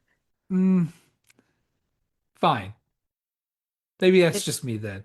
It's So, this is a Valentine situation. For those of you who haven't listened to our episode on Valentine, please listen to it for Kyle completely not understanding the movie. so dumb. Me, not the movie, clearly. So, Both. like that being said, and it is weird to go this route for this movie, but yeah, like I said, it's a big swing. And I think it's a ton of fun. I Hmm. There are just again some very just memorable parts that are just permanently just ingrained into my brain, you know. I'm never gonna say no to more Heather thing in camp. No. Just looking and acting her absolute best. Oh yeah. This is She this has is her showcase and she's killing it. I love it. yeah, she has the greatest hair. Yeah. And you get your boy John Saxon. I love it. You get fucking just Wes Craven being in front of the camera, just those soft eyes. I'm like, yeah, he could tell me that. Yeah, okay, maybe I'm like a little bit involved I with would this forgive demon. him. Yeah, be like, oh, I'd be like, "Oh, sweet, you." yeah, sweet little Wes. Oh, this is fun. I like Freddy in this. Of course, he still gets his one-liners, and maybe I was kind of underselling that last part, but I do think there's some fun set pieces and they have some fun with it at the end there, especially just, you Hmm. know. And this movie too, it like you were saying a little bit, it just also serves as this like kind of capper of man, let's just really just love that first movie and like really love Hmm. Freddy Krueger and the character and the vibes. This movie is just so like just saturated with just little nods and references. Like, gosh, going through, Hmm. there aren't a whole lot of IMDb trivia pages longer than this one. Hmm. I don't I have the read through some of it, yeah. I don't have the stats behind it, but like even to like when she dials Robert England, like the phone little tone does do do do do do, like Yeah. makes like the Elm Street theme. I don't like the kid. Mm, Yeah. that's okay. Um, I just still think it's wild that Robert Englund and Wes Craven are like in this movie as themselves and like ultimately just end up being fucking useless and not helpful. Like, Well, I because feel it's like it's Heather's story and she's the star. it is, but it's just like interesting that like if I were Robert Englund, I'm just like, wait, I mean I just fucking dip out like a coward? Yeah. And that's it? And then Robert Englund, the Mhm. character, is just never to be seen from. Yeah. Jeez. He's like, and that's when yeah, I don't know. That's a bummer. I would have Yeah. been like, hey, can I like have like something cool going on, or at least I don't know, Yeah. some sort of like not even heroic situation. I would have thought, or at least or have Freddy Krueger kill him. Yeah, that'd be fun. You know, if you're, I think if you're gonna kill any of like the real people playing themselves, I think Freddy killing Robert Would Englund, you right? really want to see Freddy kill Robert Englund though? That's crazy. I don't think Mm, my brain could handle that. yeah, I think. I mean, or if you want to have like a real low stakes thing, just like throw Bob Shea out a window or something. I don't Yeah. know. Yeah, that could Yeah. be fun. So this movie is, I don't know. Gosh, there's just sometimes, every once in a while there's movies where I'm just like, okay, I know that this is like a lot, and I know that this is like just not just palatable to Hmm. people. Yeah. And Yeah. but I can't help it. I love it. I'm also going to Hmm. definitely grade it a bit on a curve, because I think between, yeah, three, four, and this one, as a child, I was watching them the most. Yeah. Dang. All right. I'm struggling between a four and a four and a half, but I'm going to give it a four. Mm. Okay. I think this movie is just so much fucking fun. This movie is like, I wouldn't recommend it necessarily. You couldn't just recommend it to anyone. You got to be like really into these movies and really have Yeah. and be able to talk to them to the extent that like we have. I think for Yeah. the to be just more acceptable by somebody to like really Hmm. know, like, oh hey fuck, it's Tuesday night, Yeah, you know? to really get it, I think you could watch the first one and then just skip right to this one, but that would be wild. Yeah. To really get this one and to get the most out of it, you would need to watch every film because you need to see this journey of how Freddy has evolved as a character in Yeah. order for this like convoluted plot that Wes Craven has come up with And it's so like funny to make because sense. to like I guess to prepare and like write the script, he went and watched all of them Oh my and was gosh. like, none of this makes any sense. To which I like, Yeah. I agree, but Yeah. it's not like you are writing I don't go into this for this. for it to make sense. Yeah, but I give it a solid four. I think this is certainly, and I think is pretty revered by most critics as one of the better ones. I think I don't remember checking like the It's Metacritic or Rotten Tomatoes. it's definitely a fan favorite because any conversations that I've had and some of the comments that we've gotten in, if you just read any like comments about Nightmare on Elm Street posts, you're gonna find that a lot of fans really like New Nightmare. So I would say it probably is, I mean, maybe not critically. Let's see. Nah, actually, it's got a pretty good critical situation. Oh, it's got a 78% on Rotten Tomatoes for critic score and 67% for audience score. What the fuck, man? I that Well, just literally contradicts what I just said. yeah, it does, but it makes sense, like I was saying, but it doesn't contradict my point, and that's the important part. In saying that I do think this, like people just going into this just wanting to see a new Nightmare on Elm Street movie are going to be, Hmm. I think, could be put off by this. And Yeah. I could totally see, I would absolutely, if I was like, in my like late teens, early 20s when this movie came out, I would have been one of those snotty people that was like, actually, this one is really the best one. And, and it's because you Yeah. don't understand it like I do, and blah, blah, blah, blah, blah. And just because I like to think I'm cool, but I'm not. Oh yeah. Definitely not.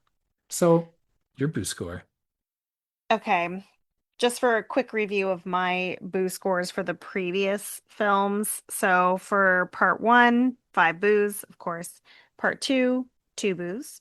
Part three, 4.5 boos. Part four, also 4.5 boos. Part five, 3.5 boos. Part six, 2.5 boos. Um, okay. I agree with everything that you said in regards to this movie. I probably have seen it almost as much as I've seen the first one, and I've seen the first one the most out of all of these movies. And I really feel the same way. I have a really good time watching it. It's probably the longest runtime. It's got to be the longest runtime. Oh, yeah, 100%. It's almost 2 hours. Yeah, and it's still really fun. The only thing that I don't really like about this movie is Dylan, and it's fine. Like, I think they just could have downplayed it a little bit, maybe Yeah, not had him he's so not over the top. he's not like the worst child actor, not the worst No. child character in a horror movie by any means, but Mm-mm. yeah, I can take it or leave it. Yeah, like I could see the script, like you said earlier, being easily rewritten without him, just making a few little tweaks. Yeah. But I love that we get to see some of our favorite people playing themselves. So seeing Robert Englund as Robert Englund, because we've seen him without Freddy face in the franchise. Yeah. And we and like should have had him in drag at some point. We could have made that work too. I still think again, they should have had like Robert Englund play like 15 characters in this movie. Yeah. Let him be It one nurse, let him be, you know, just in the background even all the like time. just yeah, all the time.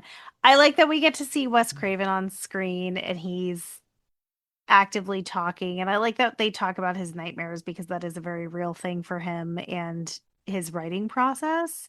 So I think that's a fun topic to even bring up that like people would get excited that he's having nightmares because they know it's going to go to a place of creativity.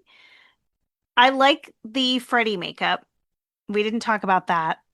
I like this Demon Freddy makeup design. It looks good.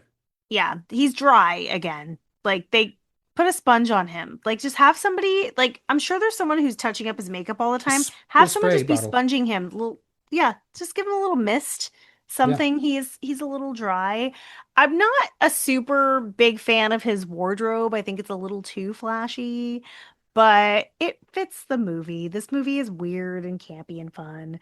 And this is super annoying because I've already given two of these movies a 4.5, but I'm also going to give this one 4.5 boos, Love that.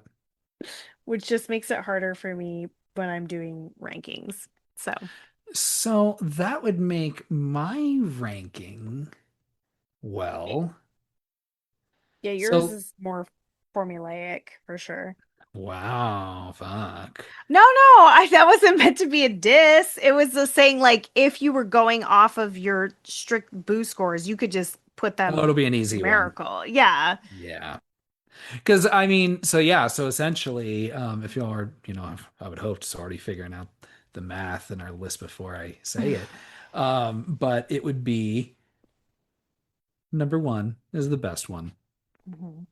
I think I had four as my second favorite, right? Hmm. New Nightmare at number three, Hmm. Dream Warriors at number four, and then Where Am I At? I think it just goes 5, 2, 6. Correct. Yeah. Yeah, Okay. So you're 1, 4, New Nightmare, 3, 5, 2, 6. yeah. I feel like that's probably in line. Well, no, I don't know. I do rank Dream Master higher than other people do. Usually Dream Hmm. Warriors shows up as like the second favorite. Yeah, that's pretty typical. Yeah. Which it's never been my second favorite, but I do really love it. So how about Okay. you? All right. So obviously, number one is staying as number one. If you would have asked me maybe like 3 or 4 years ago which one was my second favorite, I probably would have put New Nightmare. Hmm. But this watch that we've done and watching them once a month is there's something about watching them once a month, like for a franchise that is like changing my opinions on things. But I'm gonna keep four as my second. Then I'm gonna put New Nightmare. So same same as yours, Hmm. but it was so tight, so tight. But this watch gave me a new love for part four. So it's gonna go one, four, New Nightmare, three, five, six, two. So we're the same except for The you. end. And it's funny because I think I brought up in another episode where I'm like, maybe I was a little too hard on part two. Maybe I do want to bump that above five at some point, but Ooh. we will see. I can't change them, but we'll see. Maybe we can No, do. you can change your rankings. You can't change your boost scores. Mm, oh, but if it doesn't change my, yeah, You okay. don't, your boo score, okay, just for clarification for both Kyle and everyone, I don't think your boo score has to be representative of where you rank something. Like you can give something a lower quality boo score, but still be like, but you know what? Fuck it. I really like this. I feel like I did that already, but I don't remember I'm when. I'm sure you have. Mm. All right, we'll stick with it for now. Maybe I'll give my final little shuffle after Freddy vs. Jason. Yeah. I really don't even know where that one's gonna go, so we'll get there. I've got a feeling it's just gonna go right at the bottom. Uh, Wow. we'll see. I don't know. Spoiler alert, Okay. you're gonna have to find out. I know. Only one more. I know. And then we got to figure out what we're doing next. Ooh. Ooh. Throw some suggestions at us if you're listening. If Yeah. you're still listening. Yeah. So go to bed. It's okay. We took care of it. Freddy's dead. Really dead this Like time. super dead. Or this demon. Like, did the demon itself have a name? It No. didn't. Mm-mm. It was Yeah, just it's just an entity. an evil entity Hmm. that Wes Craven Just wields. trapped with his brilliance, Yeah. which is believable. It's honestly the most believable story of any of the Freddy movies to me. Hmm. That his brilliant writing just captured this evil entity. That was that. Good for him. That's all I got. Thing. Hell yeah. Dude, if you're a limo driver, don't talk to the fucking Oh. guests. That's my like last leak, last word of We advice. didn't talk about the limo driver, That dude's a lot. but Too she, much. the way that Heather picks up the phone and just says one thing to him and just hangs up Yeah. and doesn't say anything else, that was real Hollywood. Well, you know it was going to happen the third time, right? Are you talking about when she calls and or sorry, the phone rings, it's the stalker. Rings a second Hmm. time, it's the stalker. Julie Yeah. comes over, the phone rings, and she's like, "Stop calling me, motherfucker." And it's like, Yeah. "Hey, I'm your limo guy. Yeah. You're gonna But be it late." happens, and yeah, it happens twice though. He And he calls calls back again. and he's like, "You're gonna be late," and she's just like, "Yeah, I fucking know." Like, click. Yeah. So, But yeah, he shouldn't talk. Yeah, yeah. And he's trying to talk to her, and then she yeah. just fucking rolls the fucking screen up on him. And he just You're in keeps talking. LA. You're in LA. Yeah. You're gonna have famous people. Don't do that. Yeah, it'd be cool. Hmm. All right, everybody. Get some sleep. Three, two, one, ghost.